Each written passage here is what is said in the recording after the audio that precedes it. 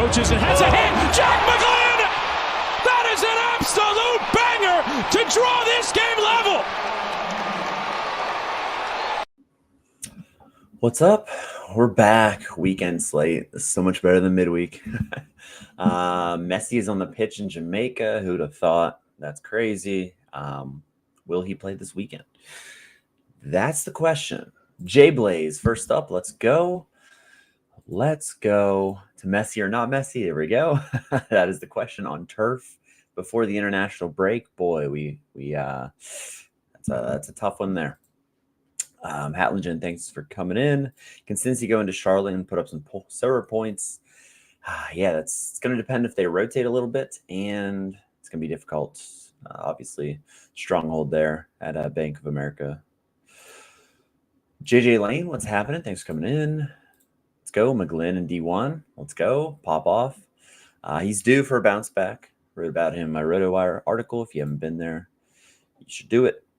Red or Dead, what's happening? Neil, what's happening? Well, we're here. We're live. We're talking Sorare. So midweek, I'm just going to kind of run through that real quick because nobody likes midweeks anyway, at least if you're me. So let's see what we got here. Just kind of going through what went right, what went wrong. Vancouver rotated again and got it done. It's good to see for them. Really shocking. That was definitely the shocking result of the weekend. Seattle, look at that. I got 11 out of 11. That's a shocker. Yeah, Seattle has some injuries from it. Paul Arriola, probably ACL, out for the season. That's brutal. Tough for him. Jordan Morris came up lame. Hamstring. He's out for a little bit, most likely. Oof, yuck. A lot of issues there for that team. LAFC, they played what I thought they would play. That's good to see. 11 out of 11 for them. LA Galaxy got the win. A couple things like Royce being sore and tired, apparently. Who'd have thought? Shocker with him. He can't play. Back-to-back matches. So we got 8 out of 11 there for the Galaxy, which is fine as far as based on it's kind of par for the course. I've gotten 8 pretty much every time outside of the 2 others. Miami tonight, 9. Let's see. David Martinez really thought he was going to start. I was 80% on him. He did not start. It was Noah Allen at left center back again. And then the other one was David Ruiz, who got hurt, actually. Was the other one to miss both of those. Columbus, 9 out of 11. Just a couple of rotation spots. I just didn't have the right guys in, or I thought there was going to be rotation, I should say. And Cincy, 11 out of 11. So pretty solid, 86% on the midweek. We will take that all day, and we will move on, bringing the total up to 84%, 84.36 on the year. I would love to hit that 85 for the year. That would be a tremendous season for me based on your prior seasons. That would be my best ever. So usually hovering around that 83 to 85 range. Let's hope that game week 62 goes well and we don't have any crazy issues. So I need Messi for the Rivals. All right, good luck with that. I totally forgot about Rivals. Up the Galaxy. Still haven't won in league play. Just Heat, what's happening? Oh, another home game for your STL boys. Let's go. It's exciting. Tickets to the Atlanta game are 5x any others. Yeah, that's kind of how it is for every Messi match. Will he play? I don't know. Turf and international break coming up again. It's tough. Lewis, let's go. I know, tough season for you.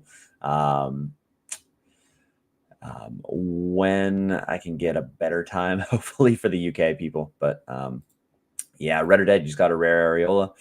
Sorry to hear that. That's brutal. Morning, let's go. What, you got 5th place that I see? And was it Specialist? T_Odie. I don't know how you would say your screen name there, but I'm pretty sure you got 5th, right? Oh, Messi's definitely going to play for Argentina. Absolutely. There's no surprise there whatsoever. That's a done deal. Yep. So as we get into it, server inside, use code DEEK10 for 10% off your subscription. We got lineups for everything. This game week, Gonna go all the way down to the United States in MLS. So let's go.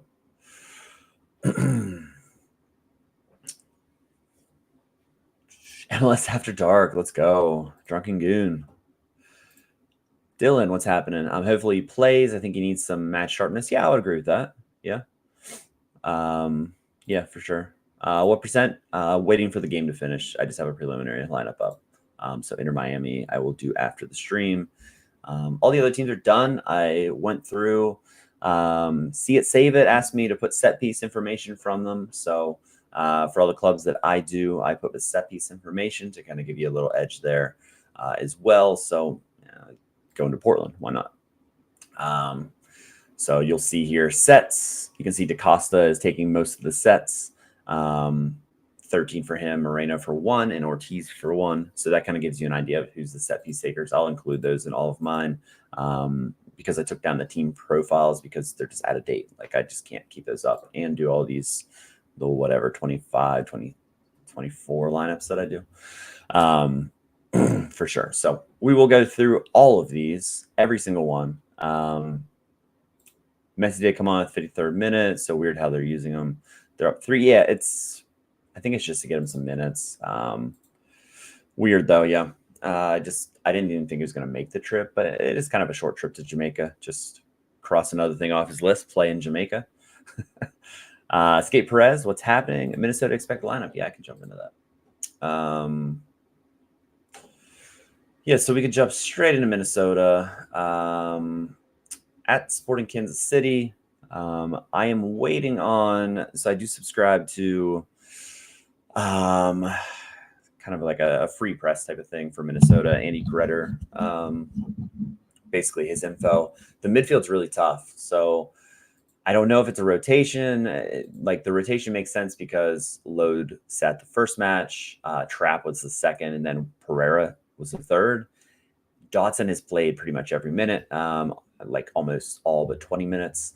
So in theory, he should be the next one. He requested a trade. They had an inside scoop on him requesting the trade. His contract runs out, so it's kind of, he says he's going to work hard whenever he's there. Yeah, it's kind of a weird situation, but he started every single match. I've seen, elsewhere where they've talked, maybe it's back to Lode on the bench. But the reason I don't have Lode out is due to international duty. He'll be away for that. So I feel like he'll be in here. But again, I could be wrong on that.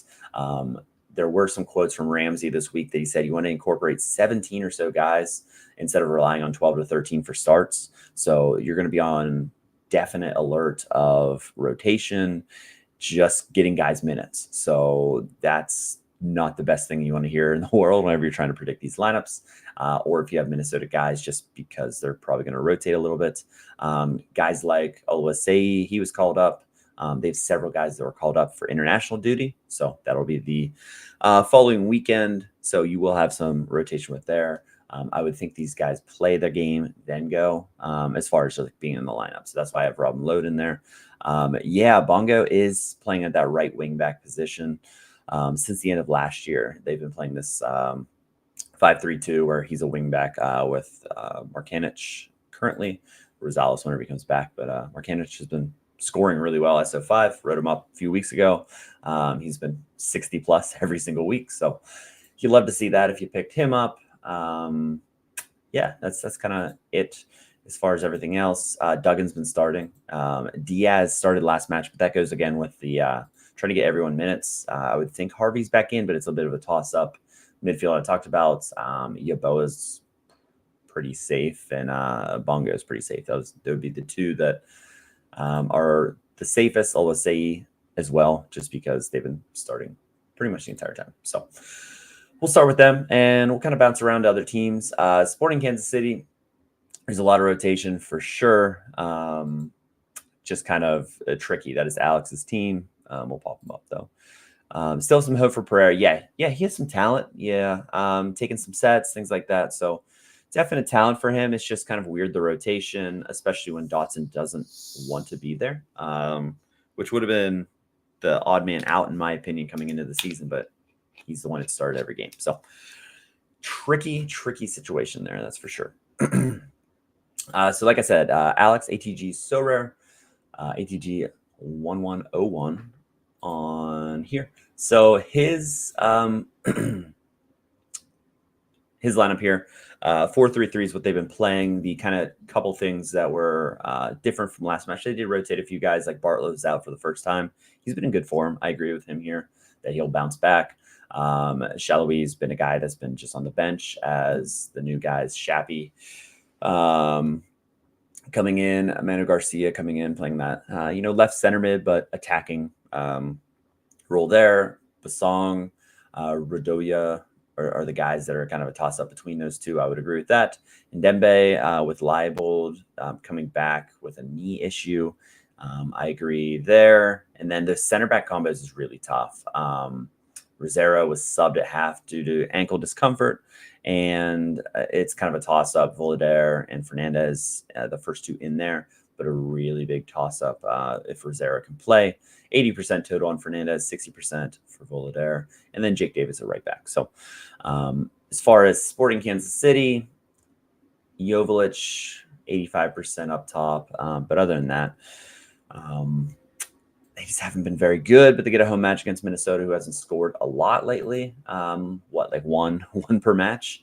And they're held out for 0 in the 1-0 loss in the opener against LAFC. So that's that. Let's go bottom up. So we'll get into another expert here.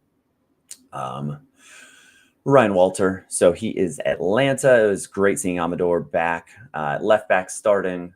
Tremendous. I have him, so it's another defender piece that love to have in your gallery. Backline, pretty straightforward, and we might see Brooks Lennon. He has been training for a while now, so it's good to see that he is in the mix to start.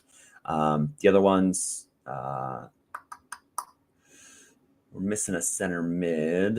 I'll reach out to him on that.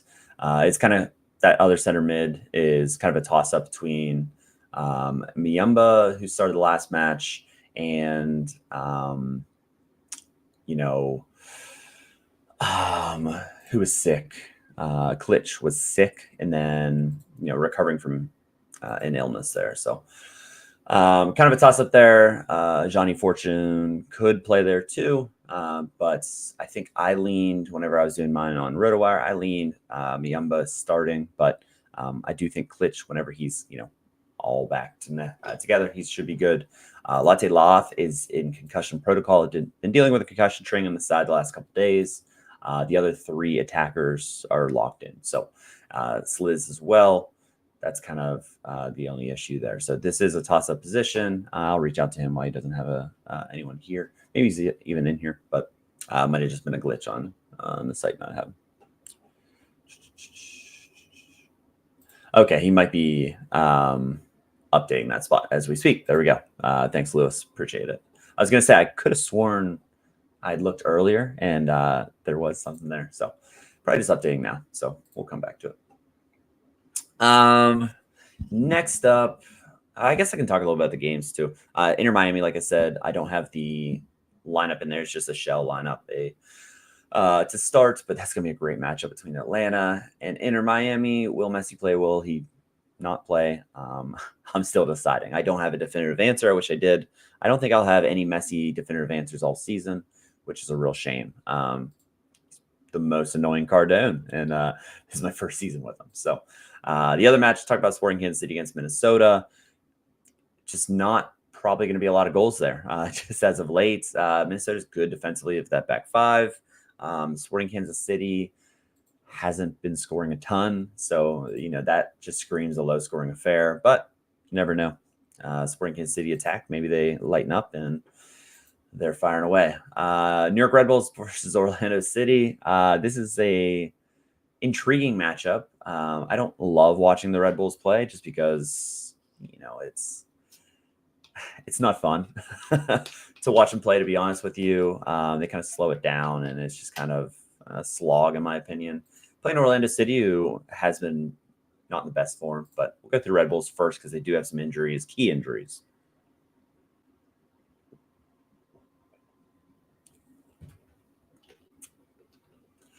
They did pick up a road point at Atlanta. 0-0 draw. Again, like I said, it's just a fun soccer game. Seattle hard to predict. Yeah, they've been really hard to predict this year. That's for sure. Some injuries will change some things, but yeah, they've been changing formations, things like that. So pretty tough there. A laundry list of injuries here. It's getting to be a lot. Doubtful Lewis Morgan. I think I should update that he's out. I don't know why I saw him at doubtful. You bump him to out. If there's ever a doubt, and I didn't update some of them right away, yeah, I have it on here. So I will make a note of that change for sure. I actually might just pop that real quick before I forget about it. But this is my pinned tweet, and it has all the information. So like whenever I get news, I pop it in here. And so he just had knee surgery, and he's out at least 6 weeks, which you hate to see for him, for everybody involved. That's a real bummer. Yeah, let me just bump him to out real quick. But yeah, that's terrible. He had surgery on something that, he's been battling injuries. He was healthy last year, and then, back to more injuries. So him being out at least 6 weeks hurts the team offensively bad. So that does open up some positions, and back to our lineup here. The couple things that of note that I was shocked with, Alexander Hack was rotated for Dylan Nealis. I do have him coming back into the lineup, although they did keep a clean sheet. I was just a little bit surprised there. I'm 60% on Nealis, so it's a toss-up between the two. No Eiley. I like him a lot. He's been scoring well with nice AA. He is on 90%, just depends which side he's going to play. Sean Nealis, very locked in as well. Gengar started last match, 70% there. Carmona could slide into some of these positions, but he kind of opens up here between Omar Valencia. He was subbed off at halftime last match, and Edwards came on, so that might be a toss-up situation that Edwards might be inching closer to taking over that starting spot. Morales is still out, so that could be a 3-person battle whenever he comes back. Edelman and Stroud has been solid, so I think he does keep the edge on Carvalho. But again, Carvalho, he should have been a starter as he was brought in, but his loan ends in the summer, so they might just let that go. Haven't had any words of them using the buy option on him, but yeah. With so many guys out, I think they switched from a 3-4-1-2 to a 3-4-2-1. Just with the attacking options, Hall could be the guy that starts. He did start one of the matches. Sofo started. He was injured, so he's questionable with a groin injury. Forsberg's locked in. Choupo-Moting locked in, but terrible signing still. But Carmona, I have him sliding into the lineup in this formation. So that would be one of the only changes, I should say. That might be a little bit surprising. As far as sets go, Forsberg's on all of them. So he is 12 out of the 14 so far in league play. So that's that's the guy you want to have. ATX, what's happening? Is there a timeline on Paintsel and Jono Rodriguez returns? So Jono is getting closer. There's been no update as of late. It just the Phil Neville conference, I think it was last week, said he's still a couple weeks away from coming back. And then Paintsel, there's been no change to his timeline. It's just the same from what it was, which was 6 to 8 weeks from 210. So we're kind of at that 4-week, almost 5-week mark there. He should be back to training in the next couple weeks. So around there as well. And while we're at it, Juan Mascara is still a little bit away. He's training on the side though, at least. So he's at least on the training field. He is, I think he said a couple weeks away from being in starting contention as well. Adam Sussman, he's been doing great roundups, and he's on the I quoted it in here. Let me pop over to Portland. I listened to them, kind of took his takeaways. He's doing a great job of covering training, everything like that. It's called the Timber Review. So that's worth a listen if you're looking for inside information on training, things like that, for the open training days. Like today wasn't an open training day, so we didn't get anything, sadly, but we did get some things from yesterday. But yeah, I don't know where I was going with that. So we're down under. Let's go. What's happening? I'm going to keep working my way up. Just bouncing around. No rhyme or reason. Orlando City, they have a couple questionable / not sure what's going on. That right back position, Thor Halson not starting the last two matches, Alex Freeman starting the last two matches, was kind of surprising because I didn't think Thor Halson was bad. I do think Alex Freeman has brought a bit of a spark. He does a great job running down the right side, down that flank, and he's been dangerous. That's for sure. He didn't have a great Sorare outing, though, in the last match, which is kind of a brutal to will he be back in the lineup or will he, be back on sub? Here's the turning point, the opener, right? 56 minutes for Thor Halson. In 34 minutes, he put up a 54.7 output. That's tremendous in only 30 minutes. Then he scored the following matchup, but they both did. And then he played the full match, but 24 was his score. And his silver score rating wasn't really much better. It coincided with that as well. And Thor Halson only came on for 9 minutes. Thor Halson has played some central mid as well. It's just something maybe he subs on and comes out there if, he's losing that right back spot. But that's just kind of an interesting. The other one was Muriel. He started last match. And he scored, right? Yeah, and he scored. So I'm going to give him a start again over Enrique. And whenever Duncan McGuire comes back, he should be the starter. I mean, yeah, it should be. Don, what's happening? Do you feel like Zinkernagel will play this weekend? I do think he will play. The presser quote today, full training today, so he's good. He will be on the trip to Toronto. I do think he plays. The question is just if he starts. Right now, I'm either 55-45 or 60-40. I guess we'll see when we get there. It's a very much toss-up if he starts or not, but he should see playing time based on everything that I've seen. Backup goalie, do you have confirmation on Philly, Dallas? Are they still undecided? I mean, the guys that have been in the lineup should be the backups. Like Philly, it should be Rick. Rick is playing Union 2 as well.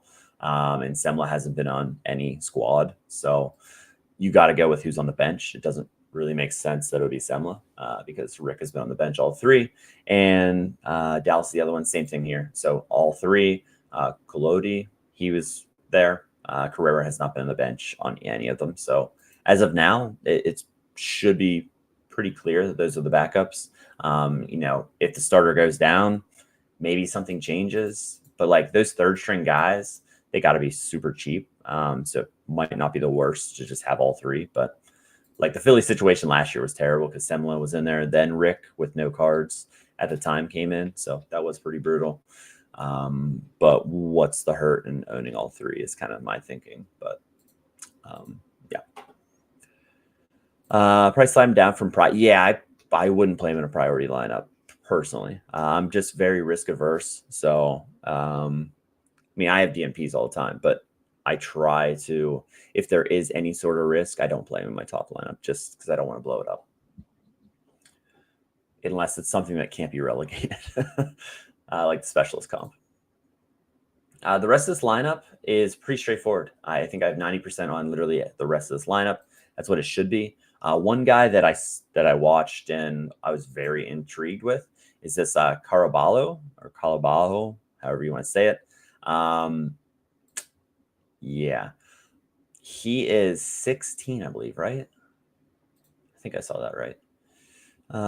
16 and a half years old. Yeah. On an Orlando B, I think he just got a sign. I think he might've just got signed too. I gotta look on that. He took 2 of the set pieces and he looked very lively coming in. So that's something to watch moving forward, as a super sub off the bench. High talent kid if he's only 16 and he's already making sub appearances this early in the season. A little bit's because all the injuries. You look at Nicolas Rodriguez. he's a winger, and he would likely be the guy that's on the back side of this. But yeah. Yeah, it's super rare. I get that. 8x for some reason. Yeah, never mind. Strike that. But yeah. As of now, those two guys should be the backups and should be. All right, next one. Speaking of Philadelphia, they play Nashville, and as good as Philly's been, Nashville's still a tricky team because they're tough to score on. And Nashville is coming off a 2-0 win. So the run of form is probably going to end at some point for Philly, but they're just flying high right now. And, it's the system. It's, players playing in their positions that they should play, things like that.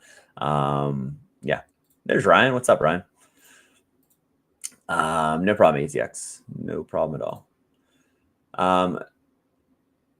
Not many teams have almost all 90s. So like Orlando and Philly have a pretty set lineup. The only ones, and Quinn Sullivan, I went 85. It could be a 90 for sure. It's just, I wanted to have Vasilev as 25% just because he's like his guy, just for some reason that would happen. But the rest of the lineup, pretty locked in. Damiani still going to come off the bench, and you're not going to change anything. Why would you change anything? Even Westfield has been really good at right back. Harriel's coming back. He's healthy, so there's no issues there. Yeah, so Bizo healthy as well. I don't see why you displace any of these lineups just because they're in such good form. You don't want to shake that up. What's up, Sam? And Philly are playing Nashville. So Nashville's coming off the 2-0 win. Hani Mukhtar and Sam Surridge both missed pens. That's hilarious. Just there's Messi's goal. Yep. 37 minutes. Surprised it took that long. Messi.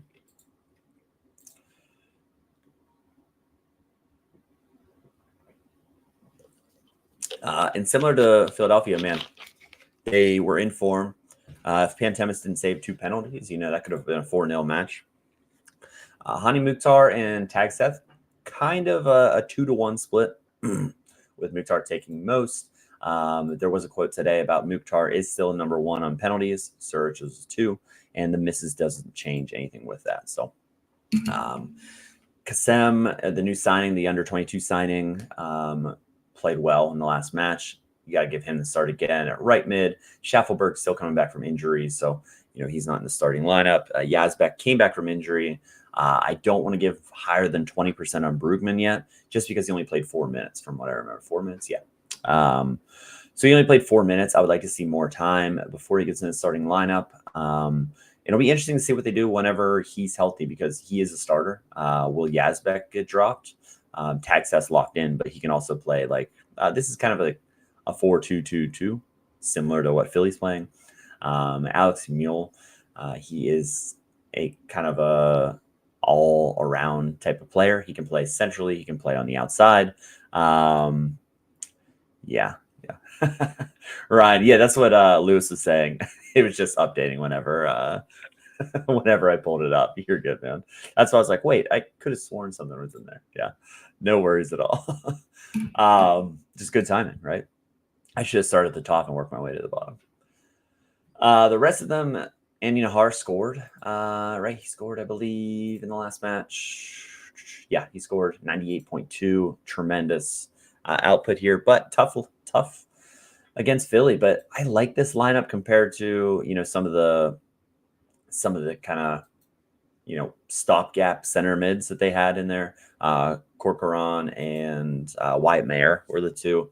Just a little bit, not as good as having Tagseth and Yazbek in there. So Bilot, what's happening? Yeah, Messi party, baby.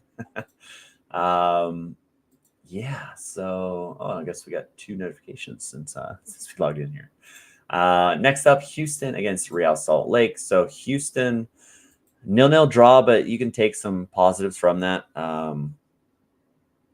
Tarbell kept the clean sheet, and the shakeups would be Steres starting over Escobar. After 29 minutes, he was wincing in pain. So that one, Sviatchenko, Lower body, he was questionable last match and didn't make the team. So I do have Wodesu, Femio Wodesu, and Barlow as the 2 starters there, both on 75%, but 50% for Sviatchenko. Dorsey starter, Archer starter, McGlynn starter. Bassi will be a starter, just depends where. Kowalczyk should be a starter, and Ponce should be a starter. Pretty locked in there. Alu Ibrahim was a sub last match as Lodero started. Lodero only made it like 50-some minutes. I don't think he'll start back-to-back matches. I think he'll be in a rotation of starts. So I do have Ibrahim back in the starting lineup, but it's 60%. So there's some chance. Essentially, it's a 60-40 split between him and Lodero. It just depends where Bassi plays. So that's Houston. 4 essence from Rivals. I forgot Rivals. I thought they were going to nuke it, and I just stopped playing like 2 months ago. Real Salt Lake is a little bit trickier just because they didn't make any changes from the Seattle win. And then Paulo Mascherano says he needs to reevaluate some positions. So who's going to be out? I've been surprised that Vero wasn't starting the last 2 matches just because he's been like one of Mascherano's guys for a while. He had that spitting issue last year, so maybe like his antics are kind of catching up with him. So that could be a little bit of that. I do think Junquist starts over Catranas. That would be one of the switches. I do have Vera over Quinton. That would be another switch for me. Glad stays in the lineup. Cabral stays in the lineup. Bodie Hidalgo, another switch in for Brown. So that'd be 3 that I have switching up. And then up top, it's tough. Is Piol going to start, or is it Ajago? Tough. So between those 2, the rest, guys like Luna, Gonçalves, Markzuk, they should be safe unless they do some crazy rotation. Pablo Ruiz was ill. He had an illness. That's why he missed earlier. But you would think he'd be over that illness. So if he's in the game, he takes sets. If he's not, he'll come off the bench. I'm 35% on him. It's just tough. I do like Anelli and Ojeda in the midfield. But again, Anelli played a little bit in the preseason at right back, so he could slide here if they really wanted to do that. Have Ruiz in there, and Ruiz, his only start was at center attacking mid, so that's why I have him up there. Luna will be gone for international duty, so that kind of changes some things, and I expect Ruiz to start next weekend for that match, as long as they have a match. I haven't looked at the full schedule because a couple teams don't play, surprisingly enough. The number 1 in my Rivals League has 43 points on a Thursday. All right. Pretty good. Pretty good.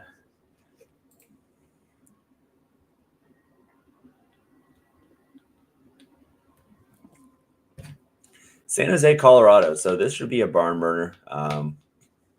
San Jose's projected 1.8 XG. Colorado kind of shockingly, I guess both sides of this. San Jose shockingly lost 1-0 at home to Minnesota. And on the flip side of that, Colorado went into Austin and won 1-0. So maybe it won't be high scoring, but I do think there's going to be goals here. Hernan Lopez returns from suspension. They should go back to this formation that worked so well. 3-4-1-2. Ricketts should still start, but Costa maybe is on his heels a little bit here. Ian Harks hasn't been great. Mark-Anthony Kaye played a lot better off the bench for him, unless Kaye just continues to come in for like that second half role, last 30 minutes-ish. And LaRue seems like he's keeping the starting lineup spot as well.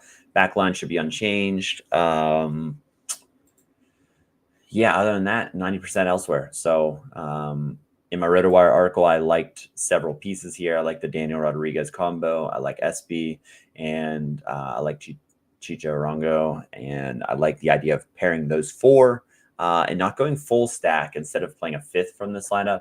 I really like a smasher. Like I said in my article, Kai Wagner, insert player here that's a smasher. Doesn't matter who, but I like that kind of that form. You could even do like a defensive stack and a forward stack from elsewhere if you want to do that. But I do think, SB, the chances have been there. He just has not a lot of luck so far is honestly like a lot of attempted assists, a lot of set pieces, but like 17 sets. He's just not getting the decisives. They will come. He's still a big part of the action. So I would like to see, him have a nice outing. I don't own one. That's just another guy that was on my list. Just haven't gotten him yet. But that's San Jose. So the flip side of that, Colorado. Colorado started their scoring boots. Was a 3-3 draw against Dallas. That was a wild match. But yeah, they had a nice road win. Monopoly of sets for Mihalovic. A 4-3-3 is kind of what I'm guessing here. Reggie Cannon would be the question mark here. If he can't go, Ian Murphy playing left back, Waziem and Maxo as the center back pairing, and Keegan Rosenberry at right back if Cannon can't go. So Larraz, Atencio, and Bassett as the midfield. I don't think that will change, even though Ronan's coming back. I do have Ronan at 55%. Decent chance he gets in the starting lineup eventually here. But I think there might be a little bit of a timeshare between a couple of those guys whenever they get out of form, because I've been impressed with Larraz. He's been on the goal sheet as well. He's added assists. Tencio, they paid a decent amount for him. Garber Bucks, and then Bassett, he's locked in. It's just kind of, he could play elsewhere, but keeping him in the midfield. And in that front line, Kevin Cabral has been starting. And then Rafael Navarro is starting to score. He's starting to get into form, and Mihalovic all set. So pretty straightforward with Colorado until it's not, but we'll see with that. FC Dallas playing Vancouver. As far as Dallas, they had that late collapse, man. They were up 1-0 after 80 minutes and then conceded 3. So kind of crazy there. Back line all 90%, midfield 90%. Ramiro 80%. Delgado could get a shot. I have him at 30%, but I'm sticking with those guys. The only toss-ups for me, Farrington started last match, and he was good last match. Julio will either start on the right or the left. He's been in good form. Then you have your 30% for Comungo and 30% for Pedrino. But I do have Farrington getting another start. That's just kind of how I see it. And then Petermus up top, Lucho 90% as well. Lucho's scores haven't been great. It's an adjustment period. The sets are still there, which is good. So it's not like he's losing sets or anything like that. The Daniel Rodriguez duo have been my best pickup for quite cheap. Yeah, the prices were a lot lower earlier. And I just I had them on my list, my list of guys that were going to buy. I was in on auctions, and then Daniel's price started skyrocketing, and Rodriguez, I'm like, oh, it's too high. And now it's close to doubled since then. So yeah, good for you getting those guys. That's definitely a pair that I wish I had, especially Rodriguez. He's smashing his face off. And then Vancouver coming off a big win. So couple kind of question marks here with possible rotation and, injuries galore. So Adekugbe, Gauld, and Sabi expected not to play. Nelson was supposed to be just a short-term thing. He was not in the squad against Monterrey. Going to be questionable again for this match. I don't have him in the starting lineup this time. Ali Ahmed's been playing pretty well the last couple of matches. Brian White came off the bench. He's going to be locked in, should be in this one. He's going to the U.S. camp the following week. So that's why I have him in there. Rios should start next weekend. Ocampo could start that right wing spots. Just kind of a toss-up how they play. If Nelson can be back, it's just I don't think he's going to be. But I have Ocampo playing that right wing spot. They could have a formation change, which would kind of make sense as a possibility. First half, I believe they play a 3-4-3. And then second half, they rotate back to the 4-3-3. Kubas, Vite, and Berhalter, they're the preferred. But Nagando has been very interesting playing in those CONCACAF Champions Cup matches. I have him at 60%. There's a good chance he starts. It's just for which player is the question. Tate Johnson looked great in his first start. Second start of this last match, he had some issues. The goal, he had an error on the goal there too. So I have him at 50%. Ocampo could be the other starter. Bovalina, I doubt he would start, but he's another option. Then we should see Blackman and Veselinovic, but Udvik could be a guy that rotates. Halwani started last match, but don't think he is start. And then at right back, they don't really have any other choice based on injuries, things like that. It should be Laborda. So that's kind of how I have them. Bomer has been the CONCACAF Champions Cup of the last round goalie for some reason. He had a couple spills that Monterrey wasn't able to take advantage of, but Takioka should be started. I mean, I'd be absolutely shocked, but that's what we got from them. St. Louis, Just Heat's still here. This is Just Heat's team. St. Louis, huge win and huge Sorare scores last time out. So that was big for them. The couple of question marks, Nielsen and Hebert. Baumgartel could get a start, definitely 50-50 on that one. Other than that, Durkin, Watts kind of situation. I have Durkin starting as well. And Klaus, I think he'll get another start. I like everything about this for sure. Berkey, no goals through 3. That's insane. And they are taking on Seattle. So this is going to be an interesting one that I'll talk through kind of my thinking behind this. So Seattle has rotated, has changed formations, have done a little bit of everything. So Paul Arriola, the ACL issues there. That's a bummer. No update on Hebert's illness. Thanks for that. Tarek, what's happening? How are you? Arriola, that's terrible for him. That takes away some depth and that kind of rotation piece there. Jordan Morris, hamstring, and Pedro de la Vega, quad. So 3 attackers out of that out. I said doubtful for those de la Vega and Morris. That doubtful is putting it nicely. They should be out. So Jesus Ferreira, I think he's going to slide up top, or Masovsky. Masovsky, in theory, could start, and then Jesus Ferreira could slide to one of these other positions or completely out.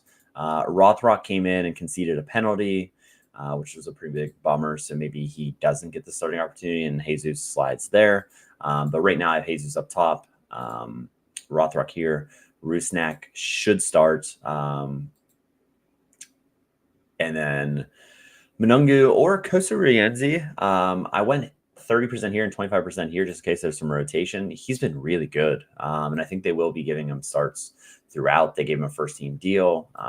There's a lot to like about what he's brought to the team. So 55% on him. That's pretty high, but there's a pretty good chance of some rotation just based on what they've done before.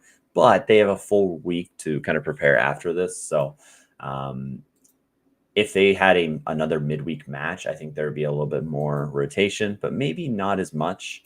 I do think Roldan should start over Leyva. But on the other side, I do have Vargas being rotated for João Paulo. Just kind of seems like that makes sense. Nuhu's Holo and Reagan on that left side, but Bell can play both those spots. He's been the guy that's been in the starting lineup during these rotations. Yamar hasn't rotated yet. Roldan, same thing. He was only out for his baby. And then Stephen Fry, you would think he'd be in the lineup. You would think. But Andy Thomas has had some starts, so that's why I went 80%, 20% there. But that's what we're going to go with. Seattle they're just running through injury after injury, which, again, the early season, the CONCACAF Champions Cup makes it super tough for teams. You got to rotate and you got to fight injuries early just because you're not fully fit jumping right into that competition. Hoping to beat them for the first time. Yeah, that'd be awesome. Another 0-0. Yeah, that would be very St. Louis of them. Bell homecoming would be cool, even though he didn't play. Yeah, he didn't play much for St. Louis, which is kind of surprising that Seattle kind of love him now. Very interesting. New York City. We got in a suspension here. Kevin O'Toole received a red card, 1 match suspension in the last match. That could give Nico Cavallo his first start. It's either going to be that or they'll probably play a 3-4-3.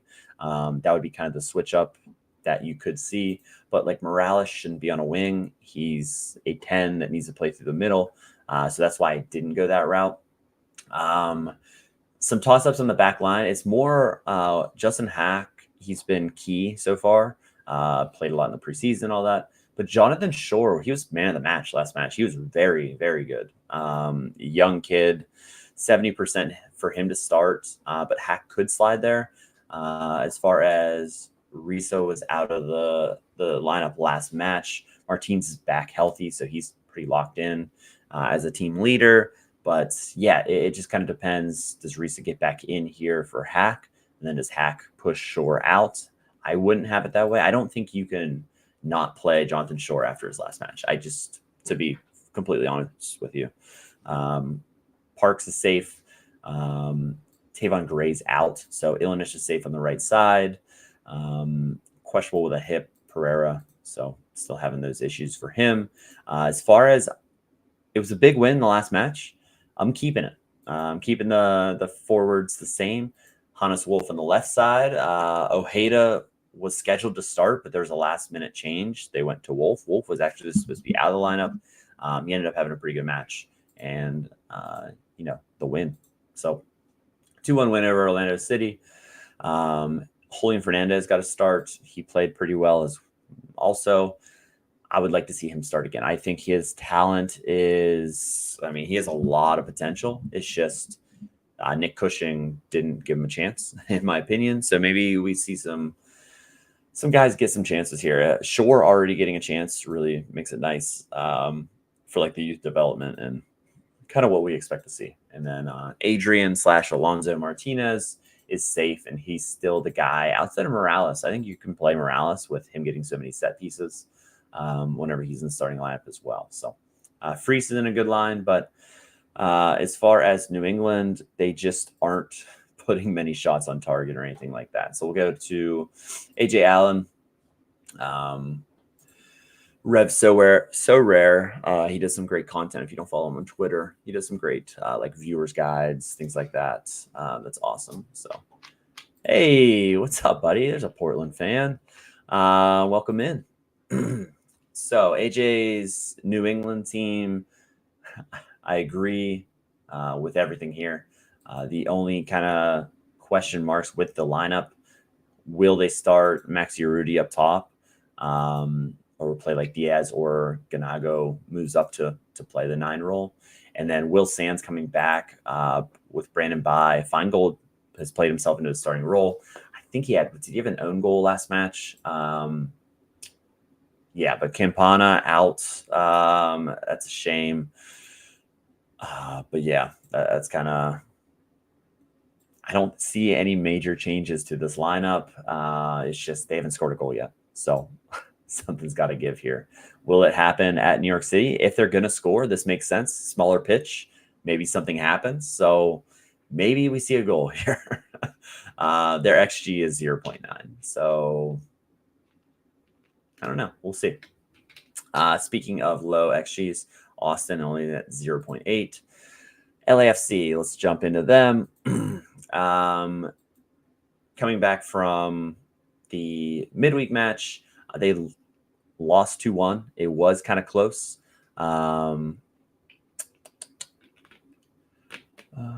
Red or dead. Julio for Dallas out this weekend, back in Ecuador for green card. Oh, really? I did not see that. Is it this weekend? I was thinking it was during the international break. That's why. Huh. Let me just make a note of that and change that on the fly. I appreciate that. I did not see that.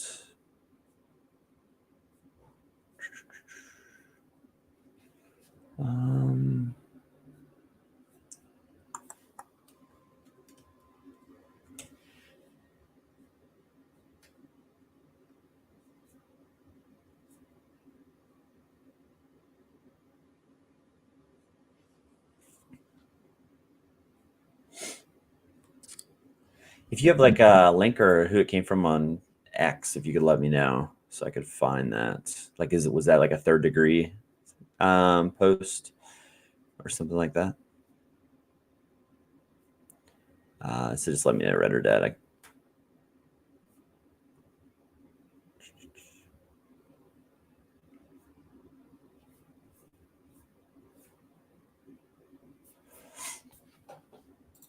All right, LAFC.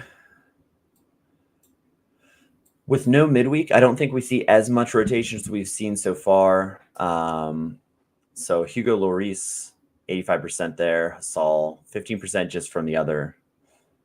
Oh, okay, it's from Germ, so it must be legit. I'll have to do some digging there. So thanks for the little update there. It's Hershey. What's happening? Let's go.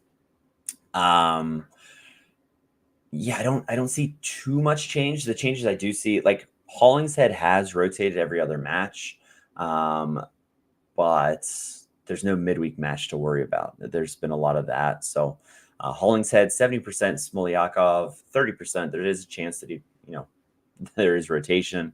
The midfield, I think it stays the same, 70% on each, but I should stay the same. I do have Nkosi Tafari starting at right center back.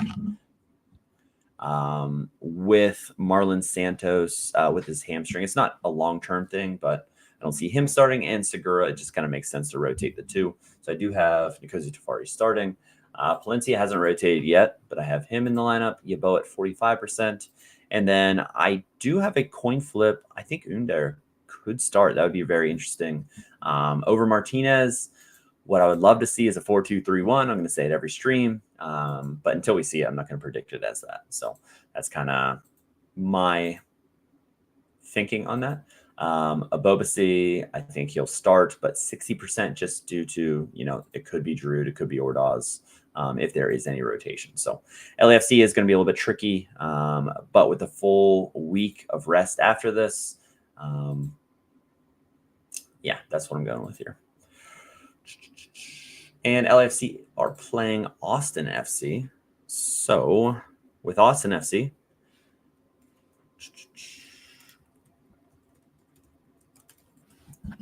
I think, I'm just trying to think. 11 out of 11 last time, which is good. The only rotations I was able to call. So the new, I guess not so new, a few hours, right back situation, Mikkel Dessler out 6 to 8 weeks. So that's going to be John Gallagher filling in there. Pretty locked in to start there. He's a team leader. So while Dessler is a big hit, especially on the right side of the D, because Conte out, as well.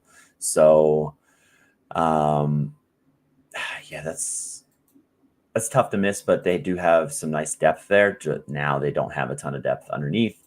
And then I'm going with the same lineup. I know they didn't score, but Azuni and Vasquez up top as the two strikers. And then Wolf staying on that left side, Bakari on the right side. Obrion would be the only kind of in there. And then Savage 35%, Dubrsarski 10%, not a lot there. Ili and Danny Pereira there. So I'm not really changing anything in my prediction. I think it will be the same lineup. They just need to gel a little bit. The same lineup except for the right back position. Wondering about Ura in my priority lineup. Do you know the XG? Yeah. So I could go to a sports book and just do it, but I'm just going to use the cheat sheet. So these are the cheat sheets on RotoWire. Always worth a shout. I did the lineups on here too. So you can see my projected starting lineup, and they do have the anytime scores. Cal Ura, 37.74% chance to score for him. The problem with him is he just doesn't get any AA. So it's just hard to, best case scenario, what he scores is 65. I just don't know if that's enough nowadays, right? So that's kind of best case scenario for him. Davidov, what's happening? Let's go. Yeah, I don't know. What other options do you have? I'm assuming not great matchups. Excuse me. Wow, 38 in here across all platforms. Love to see it. If you haven't liked the stream already, I appreciate it. Good news. I am in the process of into the what do you want to call it? Affiliate program or something. You have to fill out the application or whatever. You have to add 4,000 of view time or something in the last year, 4,000 hours. So thank you guys. That's kind of cool. So I apologize for maybe an ad that you might see eventually, but in the process. It might take a month to get approved, but that's kind of cool, I guess. Doing big things here on these streams. So yeah, if you could like the video, I don't know what it does, but everyone else says it. So yeah, like the stream up. Farrington instead. Yeah, Farrington smashed last match, man. Don Q, who do you like better as a classic option for my in-season lineup? Bouanga, Lucha, or Bernardeschi? Rest of the lineup. That's a nice lineup. Yeah, I wouldn't put Messi with those guys. I mean, in a perfect world, you would, but I think Bouanga is going to have a good. I think he's going to have a good showing. He hasn't been great to start. Lucho, his AA hasn't been there. Bernardeschi at home is interesting though as well against Chicago. Him being on like all sets and everything. That's very interesting. I would lean Bouanga, but you really can't go wrong with all three of those guys. Dallas against maybe a tired Vancouver team, although Vancouver's been really good in the league. Yeah, I would go Bouanga lean. I like Bernardeschi in this matchup though, so he's definitely interesting. If you can put in decisive things like that. So yeah, thanks, man. I appreciate it. Let's go. Yeah, so I appreciate you guys joining me Mondays and Thursdays. It's just, I enjoy doing this. It kind of helps me walk through things, and some things you guys see like that Anderson Julio bringing that up. I don't see everything. I try to see everything, but I just, sometimes I miss things. So I didn't know that. A lot of guys are getting their green cards next weekend during that international break, even though like people aren't on international breaks. So that's definitely interesting. Ivan, let's go. Or Ivan, sorry. It's probably Ivan. My bad. All right, so we are on the team of the hour, Bernardeschi and Toronto. So Toronto's my second worst team predicting. Full disclosure, you can see all my percentages to see who I'm good at, who I've been struggling at. I didn't see Cozy Thompson starting at right back last match. It's tough. Monlewis was subbed, but as far as it just kind of looked like an opt and knock. I didn't really see anything to like, man, he's definitely hurt type of thing. Gomes started at left back. They played this 4-3-3, but it kind of in possession, it looked different than out of possession, but just kind of track that. Bernardeschi on sets. Longstaff took a couple, Coelho as well. 55% on Coelho, 65 on Longstaff, 80% on Flores. Osario, you feel good about.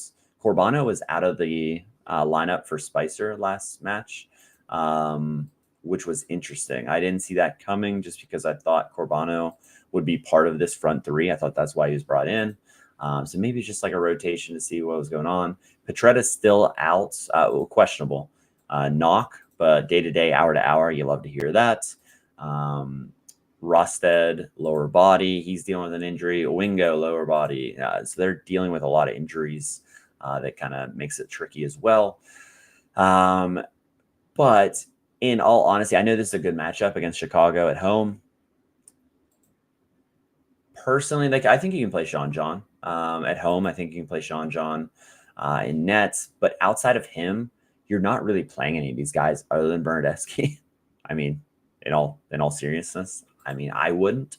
But if you're in a pinch, I guess you could play these guys. But just kind of like, I try to just kind of stay away from these guys. Similar thoughts? Good to hear it. Good luck this weekend. Hey, good luck with you as well. Still in D1. That's huge. Need a big game from Bamba and Ojeda. Let's go. Hope you get them. Mo Bamba, baby. So we'll get to Chicago if you're popping out real quick, just for your Mo Bamba, Jonathan Bamba. But 80% on him. There was just news that he was away from the team for a little bit, but he's back training fully. So I shouldn't, honestly, you shouldn't worry about that at all. Training after being away from the team. That was just a quote.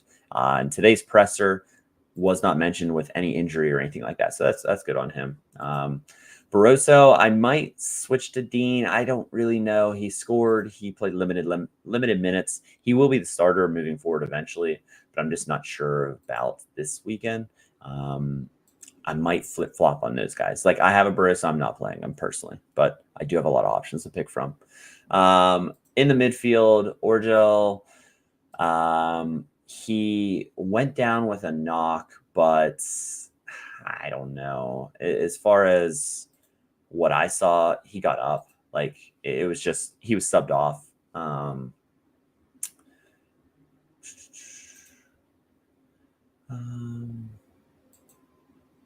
thought I put a note on here, but I don't know. But the presser today had a ton of information, so I literally wrote down everything from it. Zink is going to make the trip. We talked about him and Haile Selassie. They're both fully training, and they are making the trip to Toronto. So I did end up going 60% on Zink. He could definitely come off the bench. That's a risk for sure.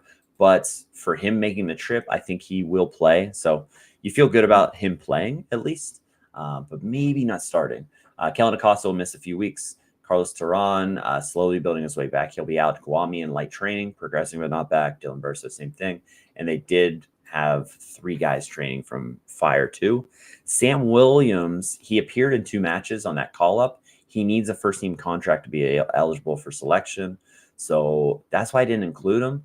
There has been no contract from what I've seen. But if he's training with the first team, it must be in the works.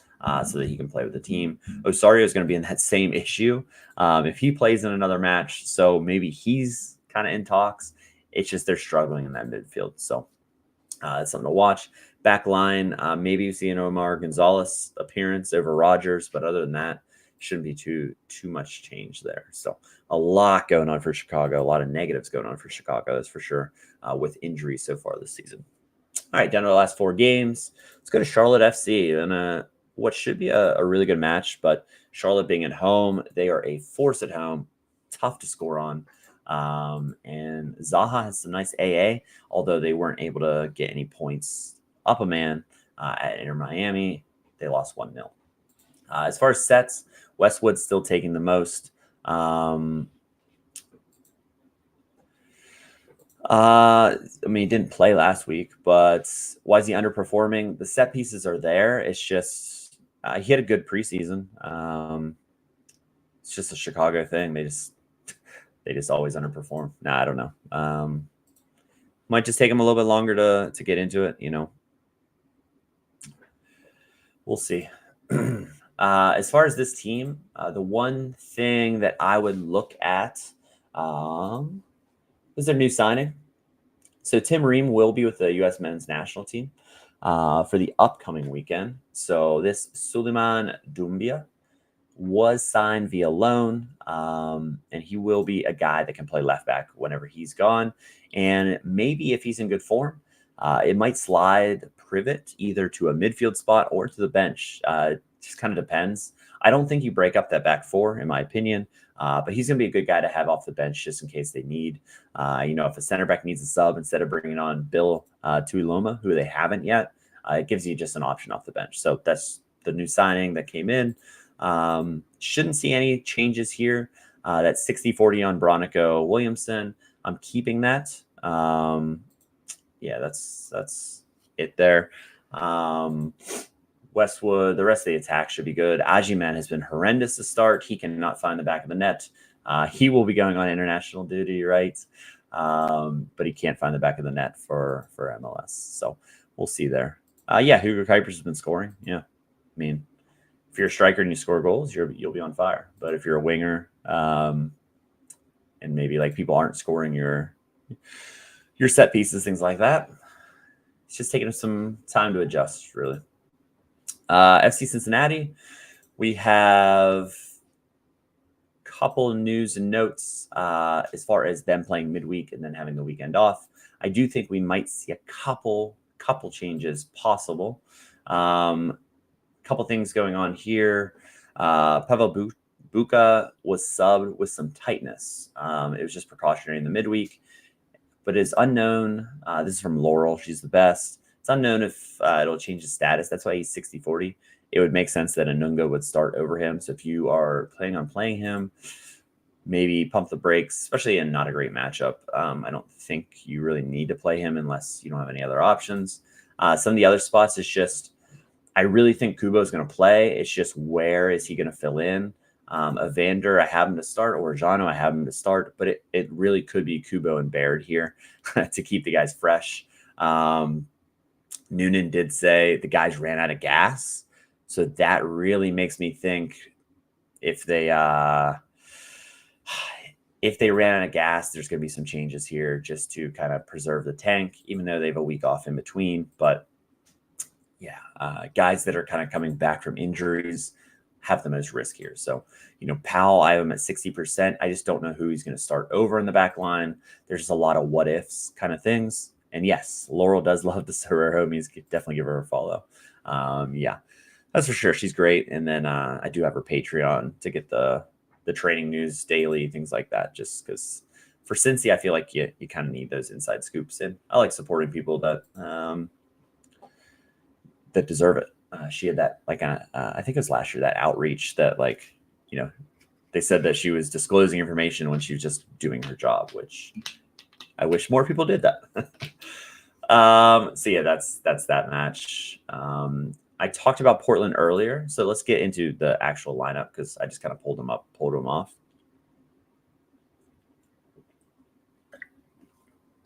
So everything I've heard, everything I've kind of dove into, the second half, they switched to the 4-2-3-1 that Neville likes, and I do think that's the route they go. Pantemis, I just don't know how you can replace him after saving 2 pens, and he's in crazy form. You just can't switch him out.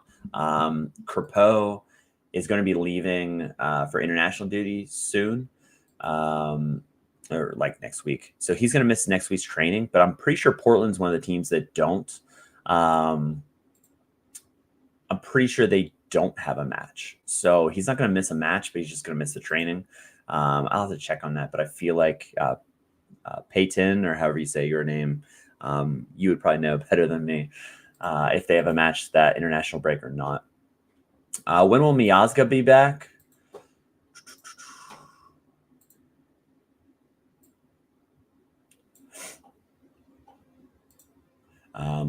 Pin tweet, baby. Hoping to have him available in a couple of weeks. That was from today's quote. That's from today's quote. And any news on the Gressel? No news on any issues there. He wasn't even in the squad today. He's just a non-existent player. He kind of just, if he moves somewhere, it just seems like he's at the end of his career. He's bounced to so many MLS teams. So they do play. What did they say in the pod? They say something like, it's weird. They said on the pod that he wouldn't miss an actual match. And that was from the Portland pod. I literally just listened to it an hour ago. So weird. No, I don't know. Maybe they misspoke. I'll have to listen to that back. But either way, Pantemis should keep the job through the international break, in my opinion. Jimmer Forey is pretty locked on that left side. And in this 4-2-3-1, Miller is more of a stay-at-home guy. That's why they kind of have him there. Juan Mosquera is not ready. He's still a couple weeks away for sure. But he's more of a stay-at-home right back where Forey can get up this left side, which makes, they'll have a back three there. Kamal Miller, I lean him. I went 70%. Zupar coming back from injury, but he posted on Instagram about giving me a chance. He wished he could just be given a chance. So that really kind of seems like that he's not starting. Maybe I'm reading into it too much. But they speculated on the Timber Review that he wouldn't be in the starting lineup. Finn Sermon's staying through the international break. They worked it out through New Zealand and the club.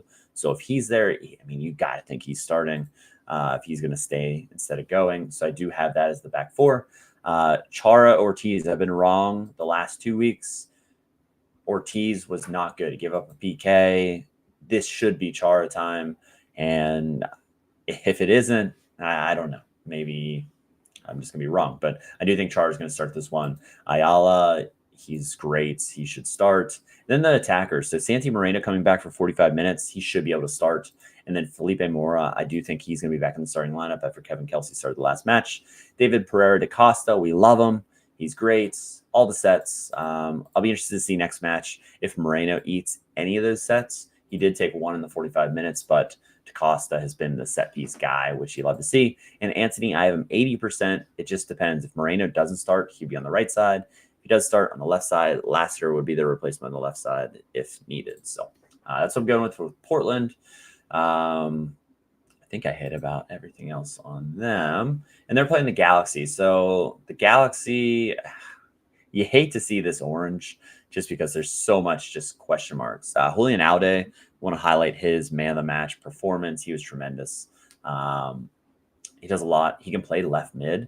They played him in preseason a little bit at left mid. So maybe if they rest Fagundes or if Royce can't play, that's what I have in there. I have him starting at left mid. I think you start him. I think you play Nelson with him. Zanka started last match. He won't start this one unless he starts for Yoshida, which I just don't see. Should be Yoshida, should be Garces. And then Mickey Yamane. They've said everything about it has been that he will be ready for Saturday. I kind of just see that he should start. If he's ready, they've been kind of playing it safe with him. He should start. Harbor Miller has been good. 17-year-old kid. But 60-40, maybe Yamane doesn't start and comes off the bench. Tuggy, what's happening? Let's go. Cirillo is like the guy that shouldn't rotate in the midfield. Parente is in good form. I think he gets another start. I think he's playing himself into that starting role. And then Elijah Winder would be the backup for there in case they rotate. You would think Peck is just going to be a plug and play. Lepley started last match in like a 4-4-2-ish up top. Then I lean Ramirez over Barry. It just kind of depends. Ramirez got his first goal. I just hate Miguel Barry. So Fagundes, Royce situation's a toss-up. Royce, the exact quote was swelling, some swelling. I said smelling, but some swelling and general soreness. It's so dusty. Yikes. But yeah. Galaxy did win their first match. We'll see if they can carry that over into league play. San Diego. Perfect time for Tuggy. Danya does San Diego. The couple things that I saw, Patty McNair's good. He is eligible for selection. The rest of it kind of picks itself, right? Lozano out again. He will not be available. Dreyer, I wrote about him. He's on like all sets, which is great. You love to see it. The rest of it plays itself. They don't have a lot of depth. So it's going to be the starting lineup. Thomas Angel will be the only one that, isn't in their preferred starting lineup. So continuing with that, San Diego, one of the hottest teams right now, playing the Crew, who almost came back in the midweek. They're up 2-0 late in the match. Couldn't get the third goal to tie it with LAFC. It's just who can they rotate? So another injury. Steven Moreira, quad, out after 55 minutes. He's out at least 10 days. So he's out. The way that I see it is Herrera in at right center back. He scored really well in the last time he started at right center back. And Zawadzki, that leaves him here. AZ Jackson started and on every Opta site as the central mid. He gave away the ball 14 sometimes, maybe more. And he just wasn't good. I'm not an AZ Jackson guy. He just runs around and loses the ball, but some people like that apparently. But as far as the rest of it, I just don't know. Diego Rossi and Chambos haven't rotated, so maybe they get a rotation. But again, we have the weekend to rotate.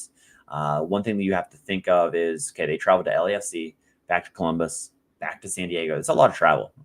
So this kind of West Coast trip and back might be a little bit tough for a team that doesn't have a lot of legs. So maybe DeJuan Jones starts over Arfston. On the other side, with Herrera being like the replacement, Arfston could start on this side if Farsi gets a replacement. But I got 70% on Arfston, 80% on Farsi, and then 70% on Herrera. That's what it should be. Zawadzki could play in this back line, but I just don't think that makes sense because it's more of I don't like AZ Jackson, but that's just my personal preference. And the last match, DC United, 63% to win against CF Montreal. Yuck. Just, just feel sick talking about this. But DC, this is the last match of their really nice start to the season as far as their schedule. But yeah, take them out behind the shed, please do. The couple slight information, goalkeeper is, where you want to start here. So let's go to DC page and should issue. No, that's a shoulder issue. You idiots. I'm in view only, but it's a shoulder issue, but he should be good to go. They didn't say for sure if he would start or not, but that's why the 70-30%, I agree there. Outside of that, there's not a lot of things. The kind of situation to watch here, Magic Patola getting in the starting lineup finally. Jose scored a goal, I believe. Yeah, he scored a goal in the last match. So, Stroud has been not in good form, so that would be the replacement there. Peglow, he played pretty well as well. So, yeah, I agree with this lineup. Looks good. Benteke should score again, but he's not getting that AA like he was last year. So, lock him in for a solid 63 points, unless he gets 2 decisives. We'll see there. And then Garnacha or Gary, I'm just going to call him Gary. He does a great job. He updates these like as soon as he gets any information. He speaks French, which is great for Montreal. And it's a big off my shoulders because I couldn't stand doing Montreal. Translating French is just annoying, but that's neither here nor there. George Campbell back in the lineup. He is good to go. Waterman and Petrasso as the starters. Looks like Sealy over Pierce. That was they have training games in practice, and they've posted what the 11s were. So that's kind of awesome. I did see that.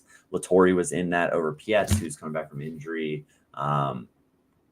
But he's just not at 100%. Lattori will not be the starter whenever he is back. The old Academy kid continues to start. He should get another start here, which is kind of crazy over Marshall Rudy. It's just kind of there's some craziness to the coaching style. He just kind of benches people. He's like, nah, let's go with this really, unproven youngster, which that's great. What's up, Dunk? Let's go. Caden Clark should be returning from, I believe he had an illness, right? Yeah, ill last week. Could start on the bench just like Duke, but we'll see.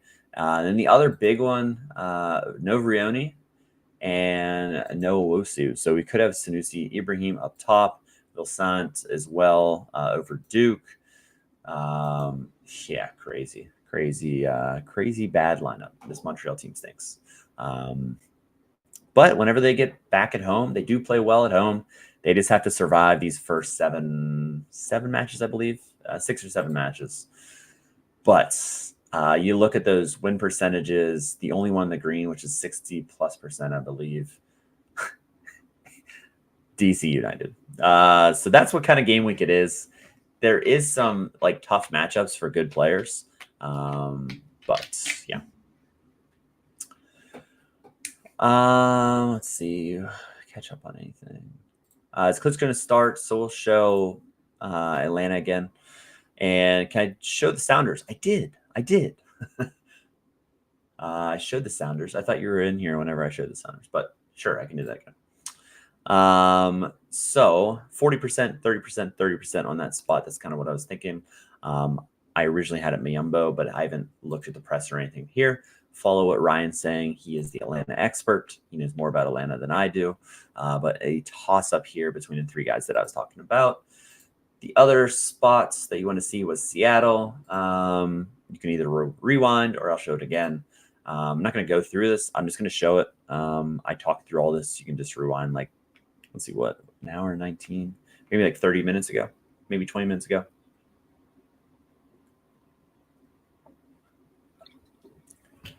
And again, this is all on SorareInside.com. Use code DEKE10, DEKE 10, for 10% off whatever subscription you decide. It is very cheap. I would say it's worth it, regardless of what competition you play. But I try to get my lineups, at least my preliminary lineups done, and then I update as we go. But try to have them like 48 hours before lock when I can. So you can look at these as early as possible, and they'll help you out for sure. Or you can just tune into the stream, get them for free, and You're good. Join late. No worries. I just thought you were in here whenever I went over, but could be wrong. Obviously was wrong.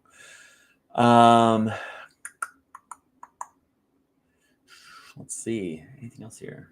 I hate having notifications to see what these comments are. So maybe it's you. LA Galaxy comment. This should be a tough one.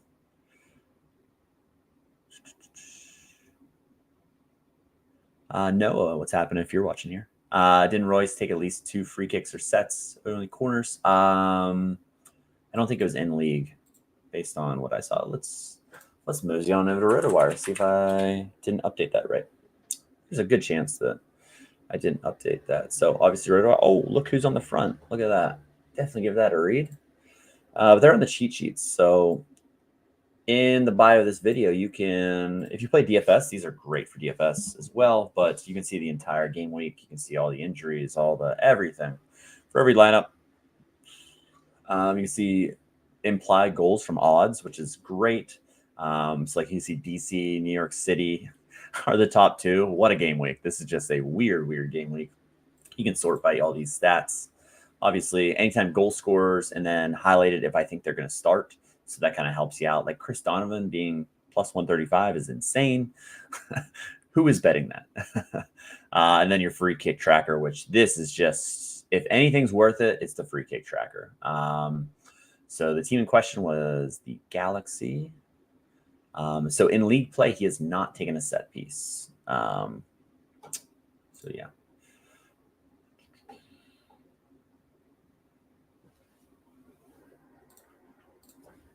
No, sorry, I just.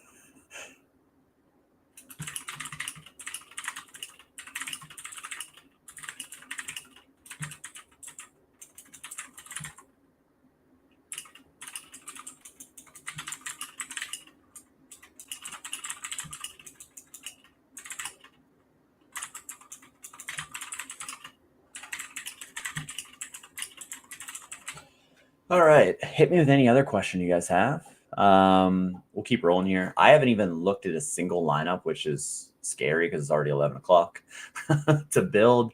I'm way behind on that. It just kind of fell by the wind, which I should have done them earlier. But yeah, what's better than doing them late? We went first choice forever. All right, so that's server inside. That's the cheat sheets on RotoWire. Trying to think of anything else. Let's pop into. I just want to see some pick scores. Look over some of this. MLS. Let's see what we got here.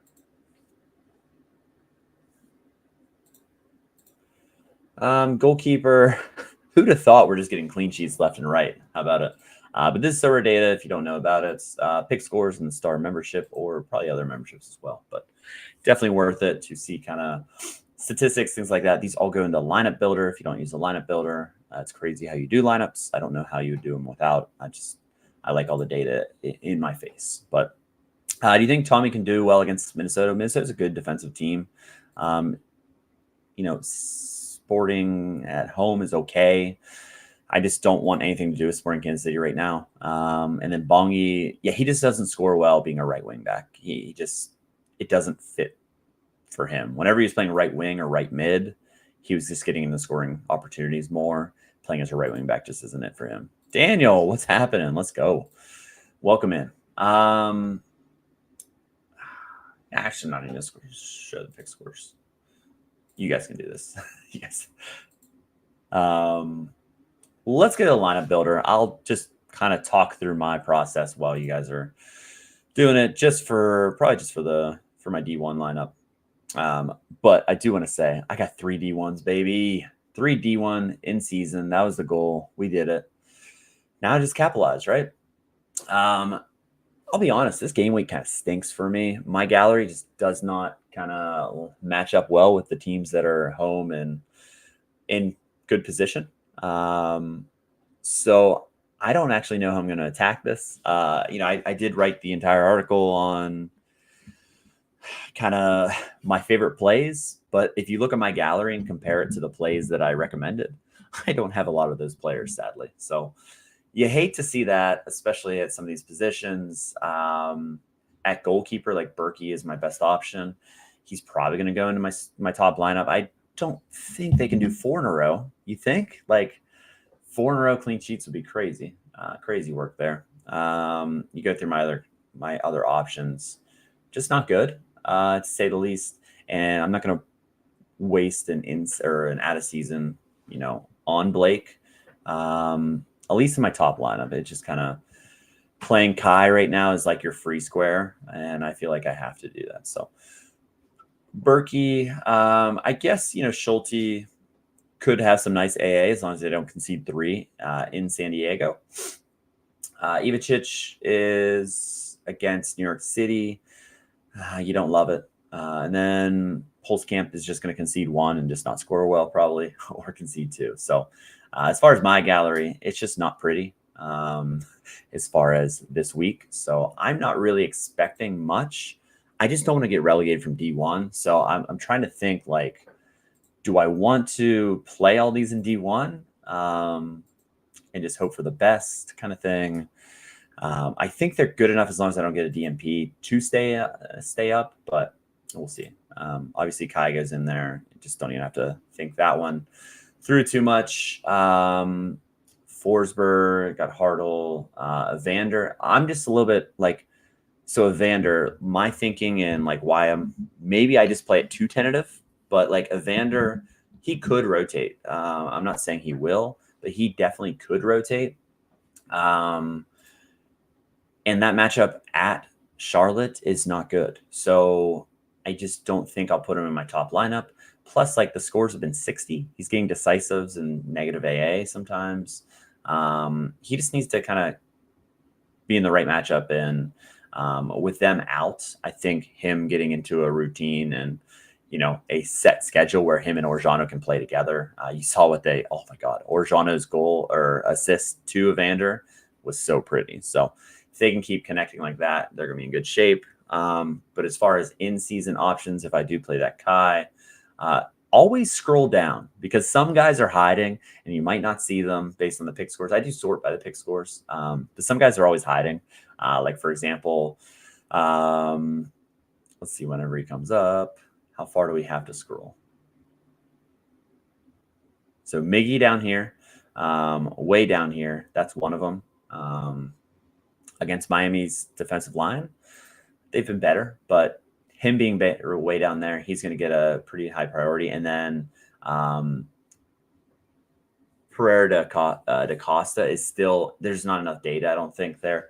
He did have this 37 last time around, but they just weren't good whatsoever. Him at home against Galaxy is worth a shout. I don't know if he'll make my top lineup, but he will make one of my in-season lineups, but he was hiding down here. So always scroll down to see if you have any guys hiding down here. Like Lukic, he just balled out last match after having a slow start, but that included a goal. He's not going to score every match. Santi Moreno, not a lot of people have him in the starting lineup. I do think he's going to start. He's worth a play. It's an old season card, though. So always look through your lower ones, depending on your gallery size. If you don't have crazy, stupid collection pieces that you have to sift through, you don't have this problem. But always look through your gallery just in case. So Forsberg at home against Orlando makes sense. He did have this upside 83 against Nashville, 22 AA with the goal, which was nice. He's on all sets, so that's definitely worth a look. Like I said, on Evander Hartle, he should be worth a look as well. It's tough not to play him. Seattle's banged up. It's just the goals were there last match, which is great for St. Louis, but it is kind of a tricky matchup with their back line. Outside of that, I don't know. Can't even play Carlos Hill anymore. What a dumb buy. And Miggy could be interesting. Injury shopping lately. Let's go. Miazga, Campana, Larea. Any shouts you have?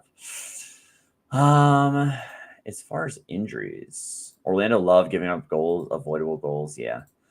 For now, I'm going to put Forsberg in there. Yeah, that's good. That's interesting of guys coming back. Lennon coming back this weekend, but I'm sure his price coming back there.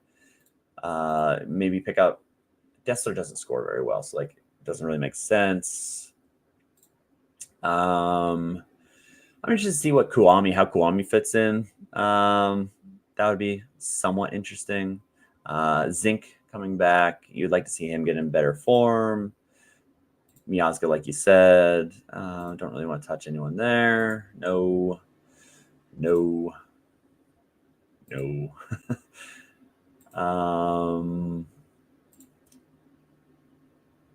Without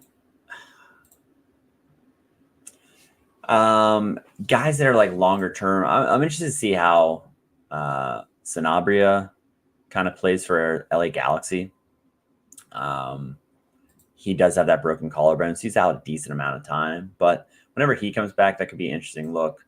Painsel's getting closer, but I'm sure his price is rising. Like, I haven't looked at any of these guys, but that would be one that maybe could be interesting, but it's not the same Galaxy team, obviously. Nothing there. Just trying to like quick do. Joseph Rosales could be interesting. He should be on his way back in. That could be another one. Yeah, the Hill AA has been decent. Just need that assist. Well, if they don't score any goals, you're never going to get that assist.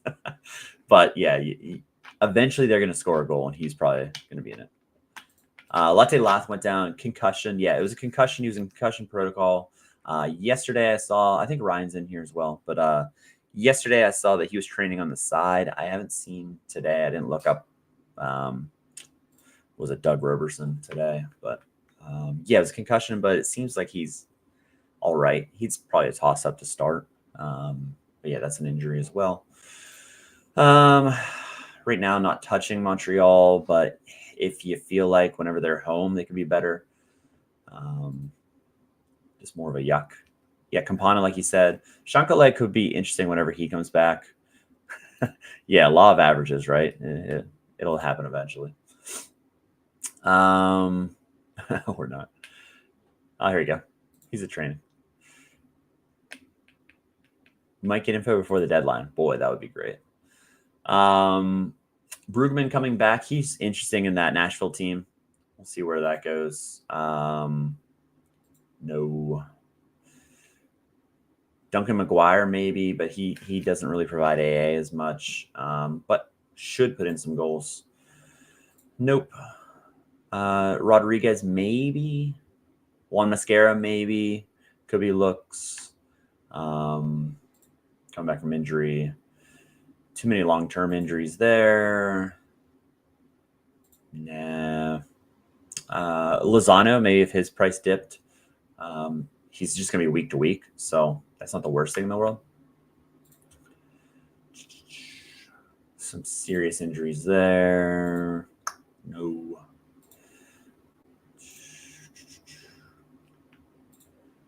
Maybe Ryan Gauld as well. If his price went down, he somehow didn't have a significant. It's only out a few weeks. I was kind of shocked based on seeing all that, but no.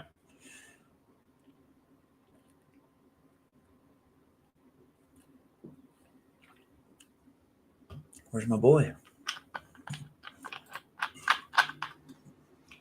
Dreyer. I know Columbus is a bit of a tough one, but he's on all sets. He's on all sets. He's going to have opportunities to score goals, assist goals. He's kind of a lock in my lineup. I know it's a C pick score. I like him a lot this game week, so I'm going with him. He has won, I mean, knock on wood, we'll see if this continues. He has won a cash reward every single game week. So we'll see if that keeps going. I've already paid off his price as far as rewards, which you love to see that as well. Some of these in-season buys that already have them. Remember, we have them through like what, late June, early July 1, right? I think that's when it was. Those were just crazy values. And there's so many good players in that as well. Bought Lloris and Hollingshead to pair with Lucha and Musa this week. And I think Miggy is the extra. As the extra. Yeah. I like Miggy. He's going to make one of my top three. That's for sure. I think as my extra, I like Hartle. So I think I'll probably go here.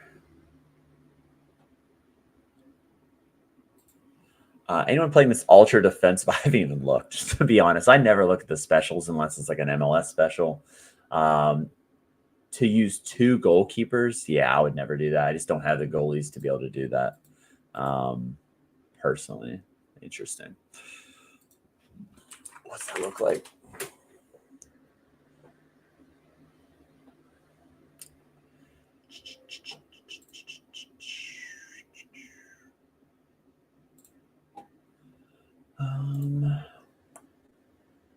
Classic MLS goalies, but not in season. Yeah. Let's see what we got here. Super Clash. Play 2 and 3 defenders. Don't concede. Okay.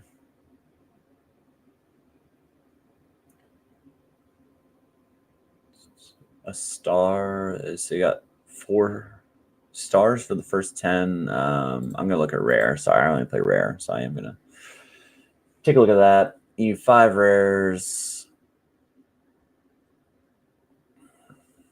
Only 2 rares in the comp, or 2 stars for the comp. I mean, 2 stars great, but 2 stars, top 180 get a tier 5 at least.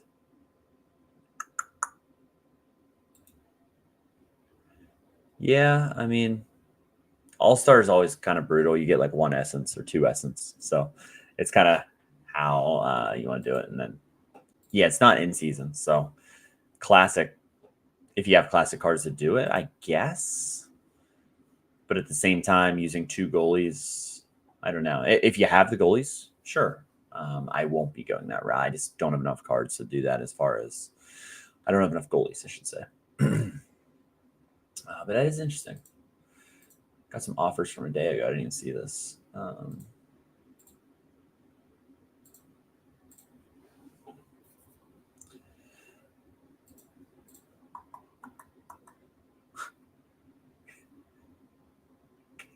Yeah, interesting. Harry said lower tier rare box is min 2 essence, higher tier is min 5. Okay. I wouldn't know. I've only gotten the 1. I forget what it was. I got 1 essence from it. I think I might have been an all-star. I could have sworn, but so lower tier rare box is min 2 essence. Okay. Interesting there. Can you really captain anyone other than Kai right now? Just because I'll continue until he doesn't. Didn't he have that like late last man tackle added too? So yeah, this is an 87, even with the Dreher. Oh, he's up to a B. Wasn't he a C whenever I put him in there? I don't know. Doesn't matter. Is there going to be a lot of dupe this weekend? I don't know. I don't know. There could be, but I'm waiting for that match where they just can't score and they just kind of drop a silly match where they, they're in just such good form that they should beat Nashville. But Nashville, who knows? Oh, you were in that collapse. I'm sorry to hear that, Daniel. That's brutal. That's very brutal. Yuck. But yeah, this is going to be my D1 lineup. I think that's fine. But at the same, okay, I have 5 home guys. I feel somewhat good about it, but at the same time, this is a weird game week. You have some weird home favorites, like DC being the #1 favorite. I could have played Benteke here for sure. He's the most likely player to score. But I think Dreher has the upside combo. He could get a decisive as well, but he could do 20 AA with that decisive, or he could get to 60 without a decisive. So that's kind of why I lean there, even though DC's in a great matchup against Montreal. And then the second biggest favorite is New York City FC. What world are we living in that this is the top 2 favorites? Like, I get it, but like at the same time, pretty crazy to think of it that way. So yeah. Interesting. Daniel, since you're here, it was brought up earlier. Anderson Holio, they said on that Germ had posted that he's going to be out of the lineup with getting his green card this weekend. Did you see that as well? I briefly looked like for 1 minute and didn't see it, but I thought a lot of people were leaving like the following weekend. That's why I didn't have that, but that's something I need to look into.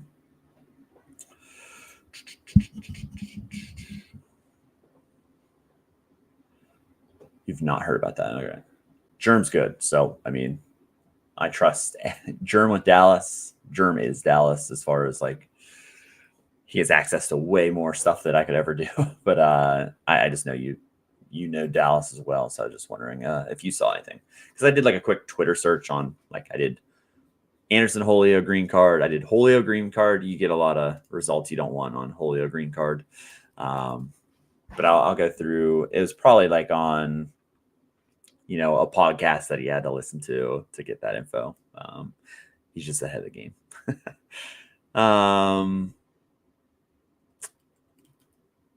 Yeah, maybe it was on the Third Degree pod or something, but I haven't seen it on any of his recent posts. I would have thought you would have had something there. I don't know.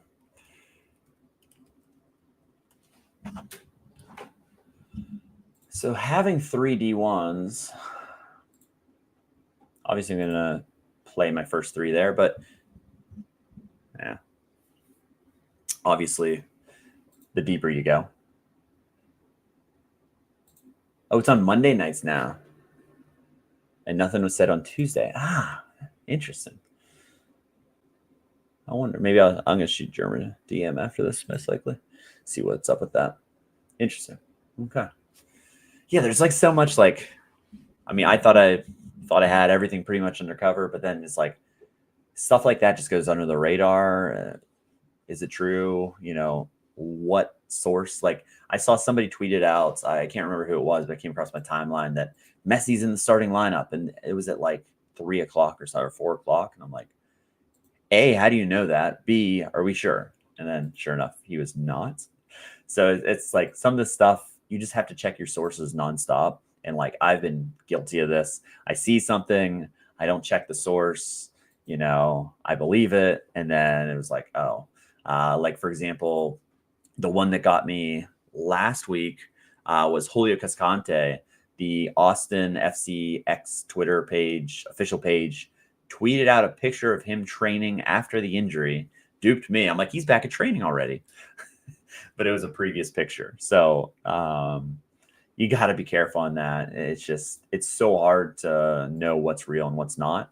You got to have your sources, and like every team, I have one source to go to. If I'm not sure, I go to them. If they didn't post anything, I just kind of don't believe unless, Bogert tweets it or something like that. But yeah.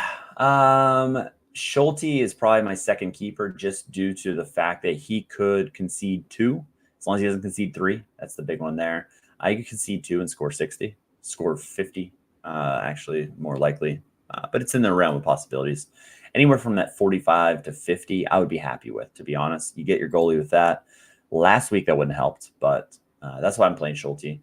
Then the question is, do you want to play another Kai? And the answer is always yes, I would like to play another Kai. I was looking at an in-season to make my like roster flexibility. Not having Messi to play kind of makes it easier to just not get a Kai in season, and the price is just high. Saw Andy Black got the cheapest price, which was great. But yeah, I wouldn't worry about it. It's just more. It's from. I don't know how it's weighted, but the pick scores are just. It includes like his past performances. But yeah, Andy Lurkin. I saw you got the lowest price there. You're just the best. He doesn't buy, and then he just, bam, snaps up the cheapest one by like $100. He's the best. Well, all of us are that signal, yeah. Yeah. Oh, that's hysterical. Yeah, he's been like a D or C. That's why you have to like scroll down to make sure you don't miss anybody. Because I forget who I didn't play the 1 week, and I'm like, I forgot he was in. It was like I didn't play Angle for Cincinnati and in a good matchup for some reason, and he scored like 65, 70, and I was like, should have had him. Always scroll, just in case. So midfield, like Evander at Charlotte, I just don't trust it, and especially in a D1 lineup. He's going to play.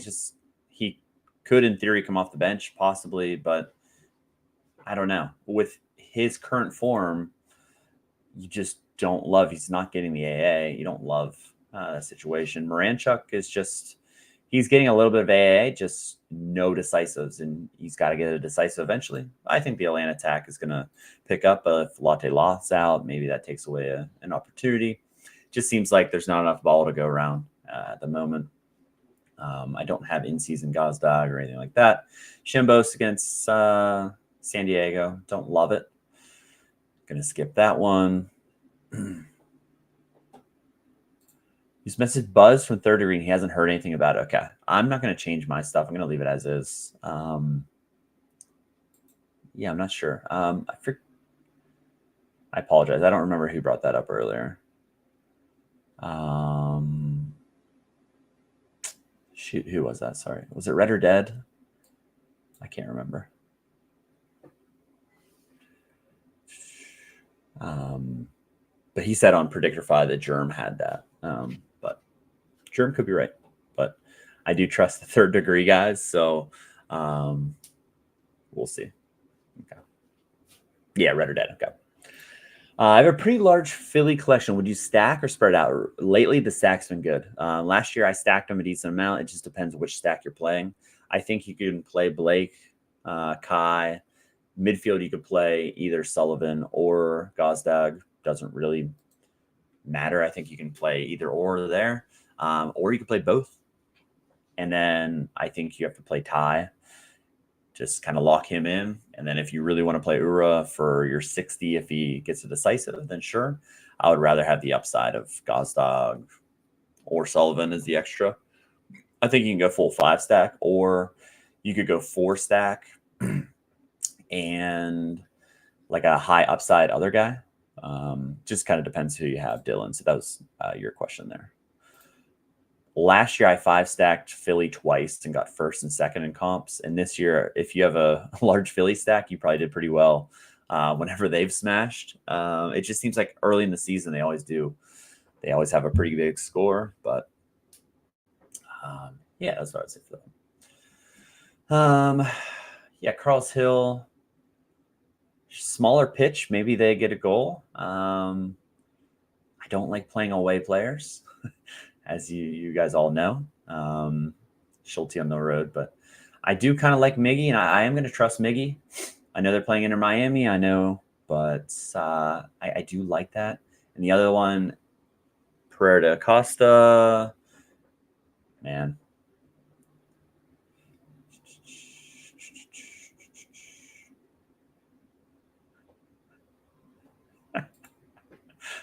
I had a little, I don't know if you're listening to Andy earlier, but I had a little AZ crash out, as the kids are saying. And then Tuggy said, take him out back and shoot him. So we're all thinking it, right? Oh, man. Yeah, I think I'm going to go Miggy in this one. Yeah, no problem, Dylan. So the answer to the question, I'm going to kill AZ right out of the gate. Giroud has the most money, so I guess you marry him. And yeah, I just feel like you would hurt Carl's. Like, I just feel like he's so dusty, he would get hurt, though. That could be the issue with that, but maybe that's not a bad thing.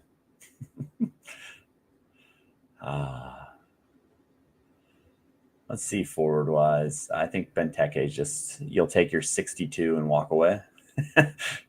I wasn't too far off earlier, 62, 62, 63. Maybe he scores 2 and scores 74. But yeah, I'll go with that. And then maybe Pereira da Costa. I don't know. Great answer, justifications. It's a great question. Tremendous. Or do I play like a Moranchuk and just hope that Inter Miami is just too tired to play, since They just keep trotting out everybody like Busquets just never rotates. Maybe this is the week that Atlanta scores 4 goals. Herrera, no. Allende's been great. Really good pickup. He was like a $20 card, I think. Somebody hooked me up with that one too. I don't know if it was a jerseyman or a special. I can't remember what that was. He's been good.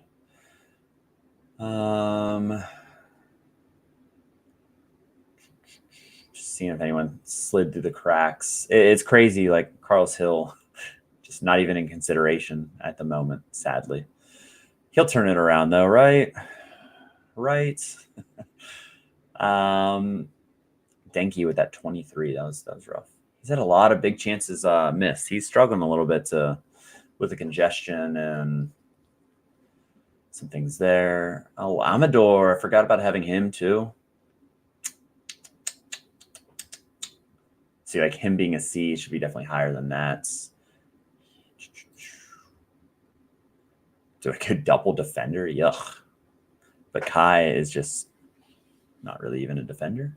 I don't know. That might, in a weird way, be a weird build that might not be horrible. I feel like I'm getting way too low here. Sometimes they sneak through the cracks. Like there. Against the Galaxy. I mean, why not? I might save him for my last. I don't know. Maybe I get weird. Maybe get weird with it. Just going to hope and pray. Hope and pray that Atlanta can have just a double decisive here. They both have some AA. Give me a 70 for both. Call it a day. 70 with his 2 goals here. 2 goals conceded, but he scores 52. You love it. And Kai just breaks the game. Easy. Balad, what's happening? Again, let's see. What do you think about priority? Daniel, Amador, McGlynn, Buwanga, and DaCosta. I got pieces that I could use under Alba, Messi, Allende. I would keep it as is. I like it. Like with Messi, I just don't think you want to break up that lineup because it has a really good possibility. I'm fine with DaCosta. He's going to start. So that's out of the way, right? Under might not start. Alba should start, but he hasn't been scoring that well. Yeah, I like it. I would keep it as is. And then let's get to our third. I love having 3 D1s, but at the same time, like this third D1 might be the redheaded stepchild of the group here, but we'll see. Yeah, no problem below. Goalie-wise, do I trust Ivic? The answer should always be no. Or do I go rogue, play an out-of-season Blake? Feels gross, but also playing like a Pulse Camp feels gross. Let's see what the build looks like. So 25% on this guy. Yeah, we'll do that and then maybe play. I guess I have Herrera too in a good matchup, and I'm not even playing him. What am I doing? When you have Kai, you don't do that. Herrera not having the sets that I thought he would have makes me want to play Amador. Just makes sense more off. You don't think they'll keep a clean sheet against Miami, but never know. Never know. Guzan. He always plays good against Miami. I don't know. I like it, but we might see an upside. I mean, this was an assist plus 28 here with a yellow card. Ooh, 9 goals won. That helped. 15 penalty, 1 big chance created, 3 attempted assists. I mean, if we can lock that in, I think he has a solid chance of outscoring Amador in this matchup. I just think matchup based, he's slightly better. Slightly. Guzan revenge. It's always Guzan revenge, right? Always. So go with that. Then I hate the matchup, but like Evander's not the worst play in your third one. Like, I think the goal of my third lineup, I don't think it's going to really compete for prizes. I think it's just stay up, and kind of want to look for guys that'll just stay up. They're probably not going to kill you. Like, I think Carlos Hill has a good chance not to kill you just based on what he's 56, 50, 53. If maybe they score a goal for the luck of the draw, I think maybe that is worth a play. Same thing with Pereira da Costa. So I think I'm probably going to play both of those guys. Likely. Yeboah has been good scoring goals. He has upside in him. At Sporting Kansas City, he's not the scariest thing in the world. Allende, it just feels like some of these guys that haven't rotated just kind of makes sense that eventually they could get rotated, but I don't know. Oh, 90 plus. Blake, Kai, Espinoza, Benteke, and Acosta. D1 relegation, here I come. You shouldn't get relegated with that. Man, that's a great lineup. That is a great lineup. But I have like La La La Bamba in there that I can always play. They do have to be an in-season, so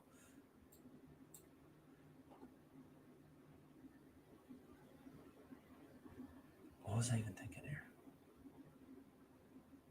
Like, Yeboah makes sense.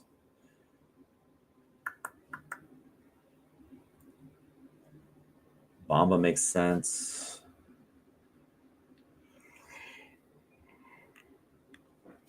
But I think I'm going to go Zaha as a weirder play. Whenever I have other options, but he's an F, but obviously he's not an F. It's just from the scoring history at the previous club. So these will iron out later. Against Cincy, a tired Cincinnati. I know he had a bunch of AA because they were up a man, and he probably won't always see that AA, but I think he does enough that can get there. And the question is, do I go Evander or do I go elsewhere?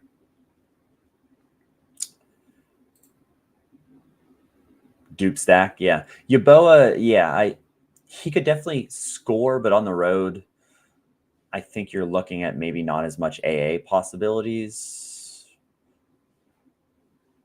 I don't think it's the worst.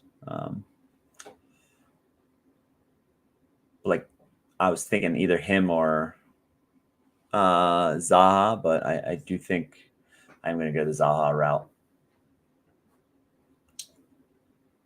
And like, I'm not even playing Amador in season, and it feels stupid not to. But I try to like not think of how much I spent for the card and just let the matchups play. Just kind of don't worry. They're all equal bases. What is the better play regardless of price? Because sometimes I feel like I force cards in, like I'm probably going to do with Evander in this lineup. But sometimes I feel like I force cards in when maybe I shouldn't force them in. I don't know. I just have so many options. It's just hard to pick. Like, I'm not playing Chambos against San Diego. He's coming off a nice AA game, but I don't have him in there. Yeah, and then you have the international break coming in. So it's like a lot of the guys that are going on international break, why wouldn't they play? So it's just having the full week off after this match, you would think there isn't much rotation. But I'm going to go Carlos Hill. Just kind of talk myself into that one. You know what? I think the Galaxy, I think they're going to concede some goals. I think Pereira could be an interesting, sneaky play. But like Carlos Hill, he's interesting. Just like, I'm thinking floor. My goal for this lineup, don't get relegated. So if Carlos Hill is my captain, scores 55, I'm fine with that because that probably keeps me up, right? Zaha is more of an upside play, maybe not as much of a floor. Pereira, same thing. He does have the floor of sets, but you kind of want that. Maybe he gets an assist and 15 AA. Herrera does have that upside as well. I'm going to play it safe for now. I just want to keep this in D1. I'm going to play the lineup, but I just want to keep it in D1. But again, no hope for that one. We'll come back, and that will be my best lineup, and I won't win any rewards. That would be on point there. And then I'll probably just go to Classic from there. Most likely just play my cards in Classic. I also could do limited in-season D1. I could also do that, which I have done with my in-seasons before. So I usually, since I do have that D1, I mean, if you win limited with rares, so be it. But again, this is my 4th lineup, so I'm not really expecting anything, but I'd rather have that if it binks. It's like, what's the prize pool look like for D1 limited in season? I just feel like there's more upside than playing it in Classic.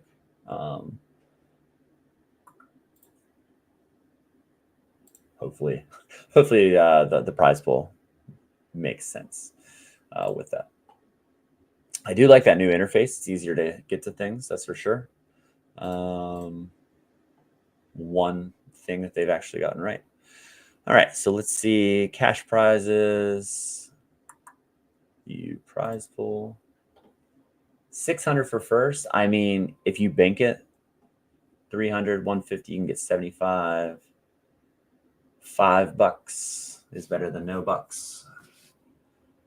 Yeah. I think that makes sense. And let's just compare that with Classic, Rare. I don't even have a D1 Classic, so a star for first. 4th or 5th, 100 Rare Essence. I would say no. But then again, you got to get, since I'm not in D1, if I was in D1 Classic, I think it would be an easy choice going to Classic D1. But since I'm in D2 for all these, it's kind of tough. 100 is top 5. Yeah. If I was in D1, it would make more sense. But yeah, it just 3 Essence doesn't do it for me. It's like, yeah, I won 3 Essence. Woo. So what I think I'll do is go 1 in season. I think I have 2 D1 entries actually, but maybe I'll go 2 D1 entries and then go to Classic and then play all my Classic cards there. So where do we go from here? I'm feeling this. Do I go Blake again? Red or Dead, good night. Thanks for coming in. Appreciate you watching. Amador is definitely getting this spot.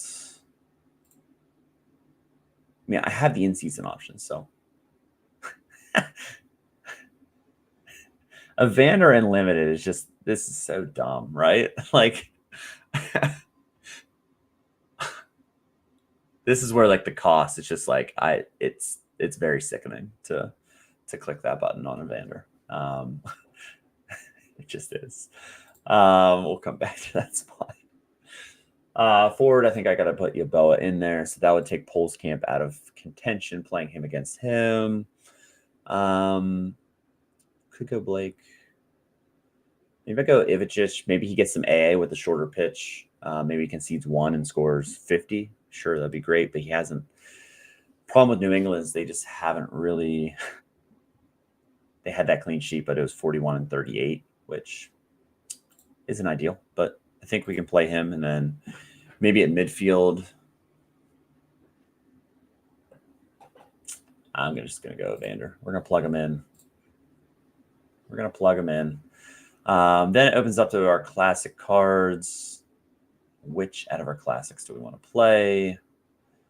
Or do we just want to play a Classic goalie and just play an in-season anyway? I kind of like McGlynn in this matchup to pop off. I wrote about it in my article as well. I think he's going to have a good matchup, and I'm going to play him here. Yeah, why not? And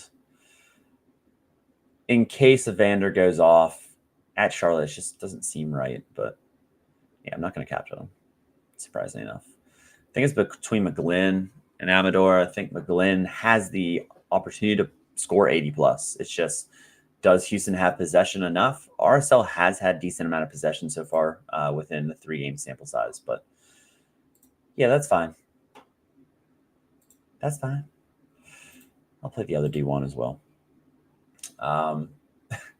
So if you see on the podium that I'm displaying rares in this, hysterical. Segovia, that's a good question. I haven't looked, so I briefly watched a little bit of the Miami, but whenever I got in the stream, I didn't watch the rest of the match. Like you said, you would think they don't rotate too much, but Miami has been rotating a decent amount. Kind of depends, like if Messi plays, maybe one of like Allende, if Messi starts Allende, then Segovia could get the rest, but we'll see. After I get off, I'll definitely do the Inter Miami lineup. Project that out. Down to goalies. We'll play Poles Camp. You hate it, but you'll do it. Tottenham's interesting for an in-season option. Lucas Engel away. Fofana, your Hoghide. The AA was coming around. He played 75 minutes. Okay. Played 75 minutes. This is nice with conceding 3 as well. That's kind of crazy. I'm going to roll the dice with him, actually. 75 minutes. I mean, he's been a starting workhorse, right? I mean, you look at Alen 5 in a row, Segovia 5 in a row. So, yeah. Osorio or Quinn Sullivan? Are we talking Harold Osorio from Chicago that might be called up from Chicago too? No, I'm just kidding. I'll go Quinn Sullivan, but there might be a little bit of bias there. A little bit of Philly bias. Vite has been on a run, that's for sure. Getting some decisives left and right. Pasalic, tough matchup on the road.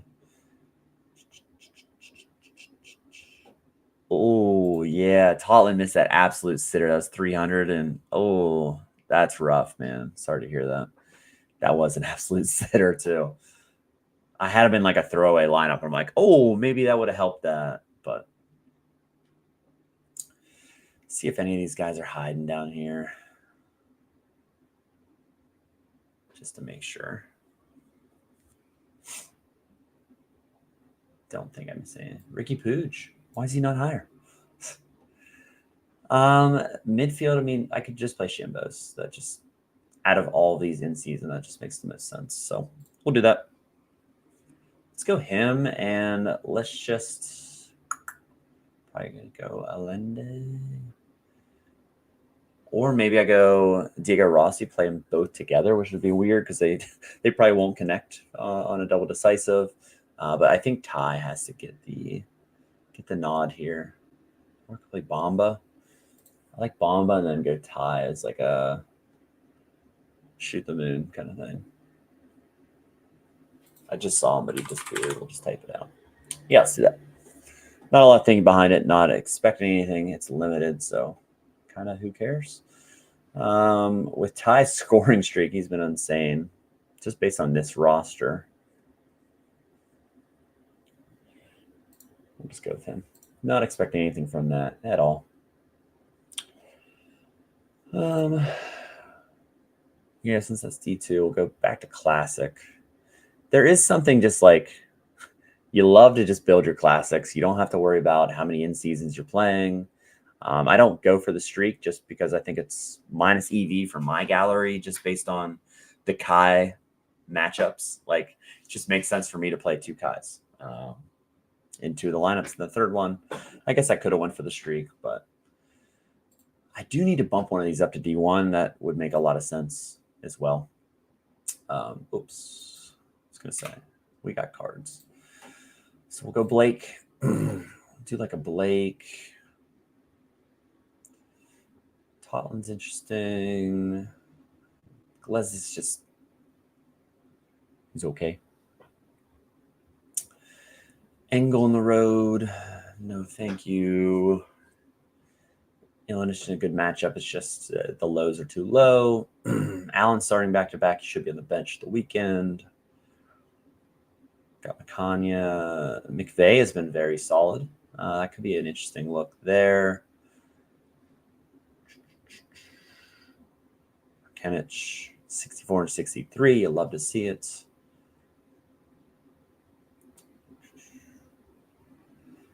Barroso. I do think I'm going to switch that. I'm actually, as we speak, going to switch that. I talked about it. I do think Dean's probably going to start. This will probably kill me because I'll probably switch it last minute. Not really last minute, but I am going to go 55 the other way. 55 Dean.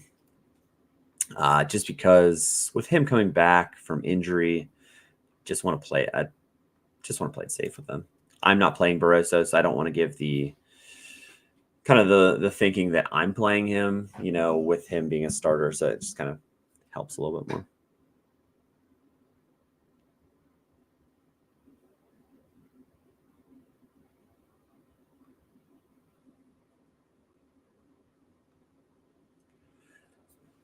All right. Probably scrolling way too far down here, eh?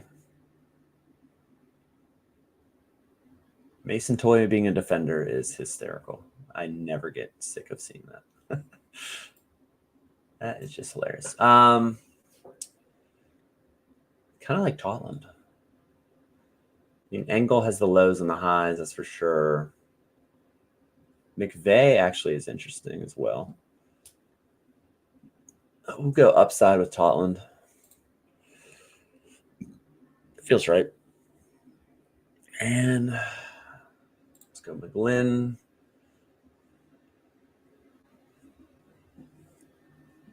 And maybe a Gazdag. Let's hope for the decisives. Got 24% in this one. Yeah, we'll do that. We'll do that. That just doesn't compete with the other classics. So, there's so many better classic lineups to have. That's the one thing my classics are like a Philly collection and a few others.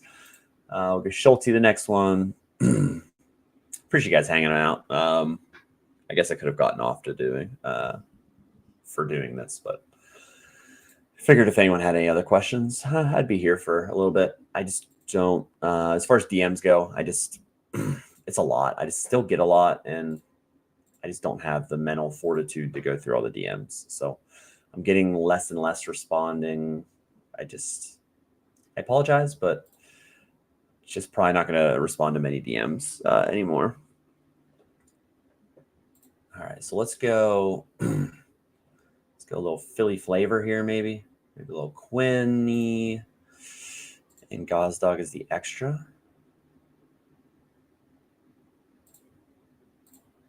And I guess I could go Ura. I guess that would make sense in the grand scheme of things. But do I want 60? It's weird he had AA. 13 AA, that's got to be the most he's ever had. A couple attempted assists. Positive there. It's a shocker. Diego Rossi had the goal in 11 AA. I have Denki that I could play, Abada I could play, Jesus Ferreira I could play, this Messi guy I could play. Orjano might be worth a shot playing Orjano actually as well. Just tough matchup. It seems like a lot of my players just have tough matchups. Let me go Rossi. Switch it up a little bit. We'll go Gazdag actually. Sure. Sure. And the last one, I still have two goalies. Chris Brady, actually, I've kind of overlooked him. He's been in crazy form. So we'll play him over Pulse Camp. I could pair him with Jack Elliott. Jack Elliott had 80. He did have that assist, that little flick on assist. That was nice. Maybe Angle, but not away. Just don't love that matchup away. Kanya, he scored crazy 51 AA. Throw him in the lineup. Throw him a bone. I don't think I've ever played him a Kanya. Play another Sullivan. We'll throw Ura in this one. Again, these are just quick made. Don't expect anything from them. Some collection pieces. Maybe I hate to get some love, but it's just kind of tough. They were on the road last match, right? He just didn't score well. Road, home splits, as they are with anyone. I do have a Carlos Hill, though. Forgot about him. Whoops. Yeah, we'll go with him. This one I'm going to go with Quinn. Sure, why not? I don't know about you guys, but whenever I get to like the tail end of lineups, I just speed through and just don't really shouldn't say it, but I just don't really care about these last two. I don't expect anything from it. Like this last goalie, last kind of everything. Maybe Yamar on the road. Maybe I'll play Angle in this one. It's just a throwaway upside. Oh, Ricketts. He had back-to-back poor matches, but at 20 AA and a goal, you end up just always chasing it. But I'm going to play him. Same here. It's Hershey. Yeah. It's just like, I'll put it in, but like at the same time, I'm just kind of flying through them. Definitely making mistakes. Like if I took more time, I definitely wouldn't build them as these were. Boy, Shore looked good. 29 AA. Maybe I'll throw him in this one. Or I play Santi Moreno. I'm going to play Santi Moreno. I forgot about that card. Santi Moreno should start. I'm going to stand by that. Throw him with like a Denki. Big chance miss incoming. Guess I could play like Jesus Ferreira, but yeah, we'll play Denki. Why not? And Ojeda, just in case something happens. Don't expect it, but just in case. We will captain Santi Moreno in his comeback. So that's the lineups. Again, like I said earlier, I just don't expect much from this game week just based on some of the weird combos that I have. I know I have 5 home here. I have everybody but the goalie home here. Everybody but Hill here. All D1s. But I just don't know if the upside there with some of the matchups that are in play, it's just, yeah.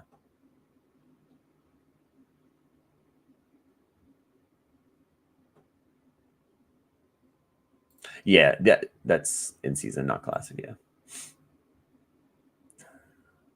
Yeah, so that's good. We'll export those. Oh, that's what you're saying. Okay, yeah. Whoops.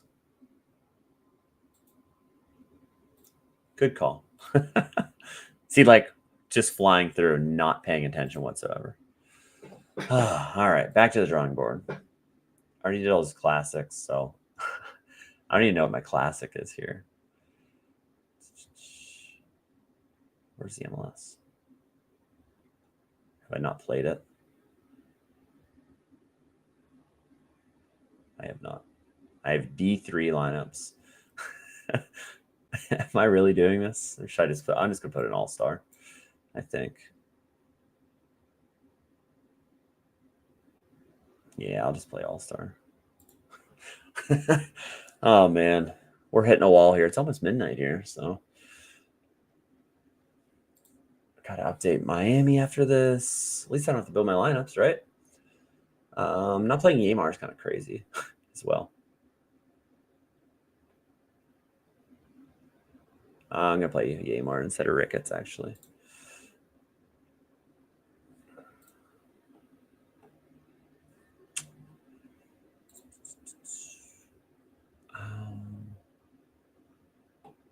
Might as well put it in Ultra. I don't have multiple goalies left. Or else I would have. I only have 9 goalies, so. Yeah. Oh, just got an email. I got accepted into the YouTube partner program. It said it could take up to a month. So sweet. All right. See, just had to stay on for, I guess we're over 2 hours. Look at that. We're just racking up the minutes, baby. Yeah, this is honestly, with him being day-to-day and like not really having injury, I was wondering that too. I think I went 30% on him. But like with like the rotations, things like that, it would make sense that they just kind of saved him for the weekend. Yeah, I'm with you with that. Who was the last player in this lineup? It's bad. I just already forget. Oh, I got the Carranzas as well. Always forget about them.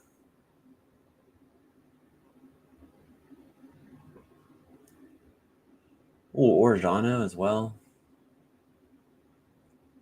Jonathan Shore. I went Santi Moreno. That's right. Woo, let's go.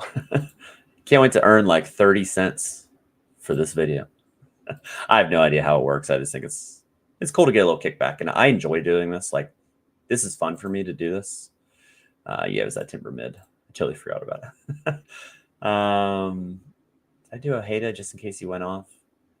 We'll get Santi Moreno. Screw it. Who cares? All right, so that should be a wrap. You know, just trying to get away with playing in season whenever they're not in seasons.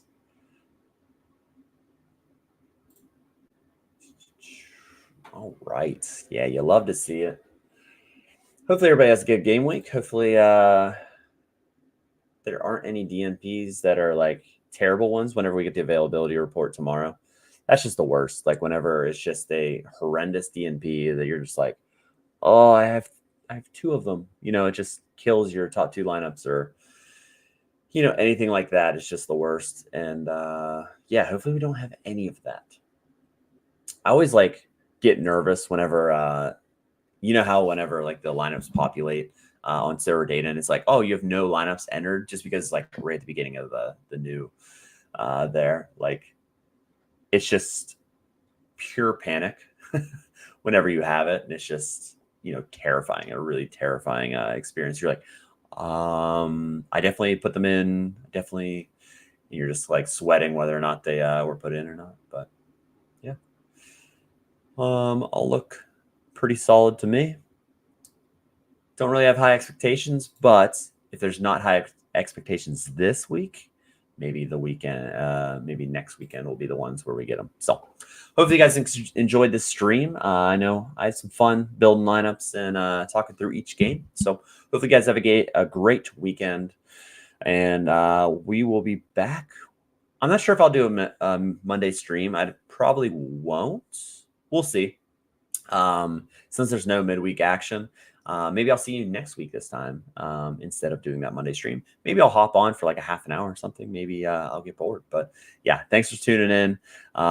As always, thank everybody.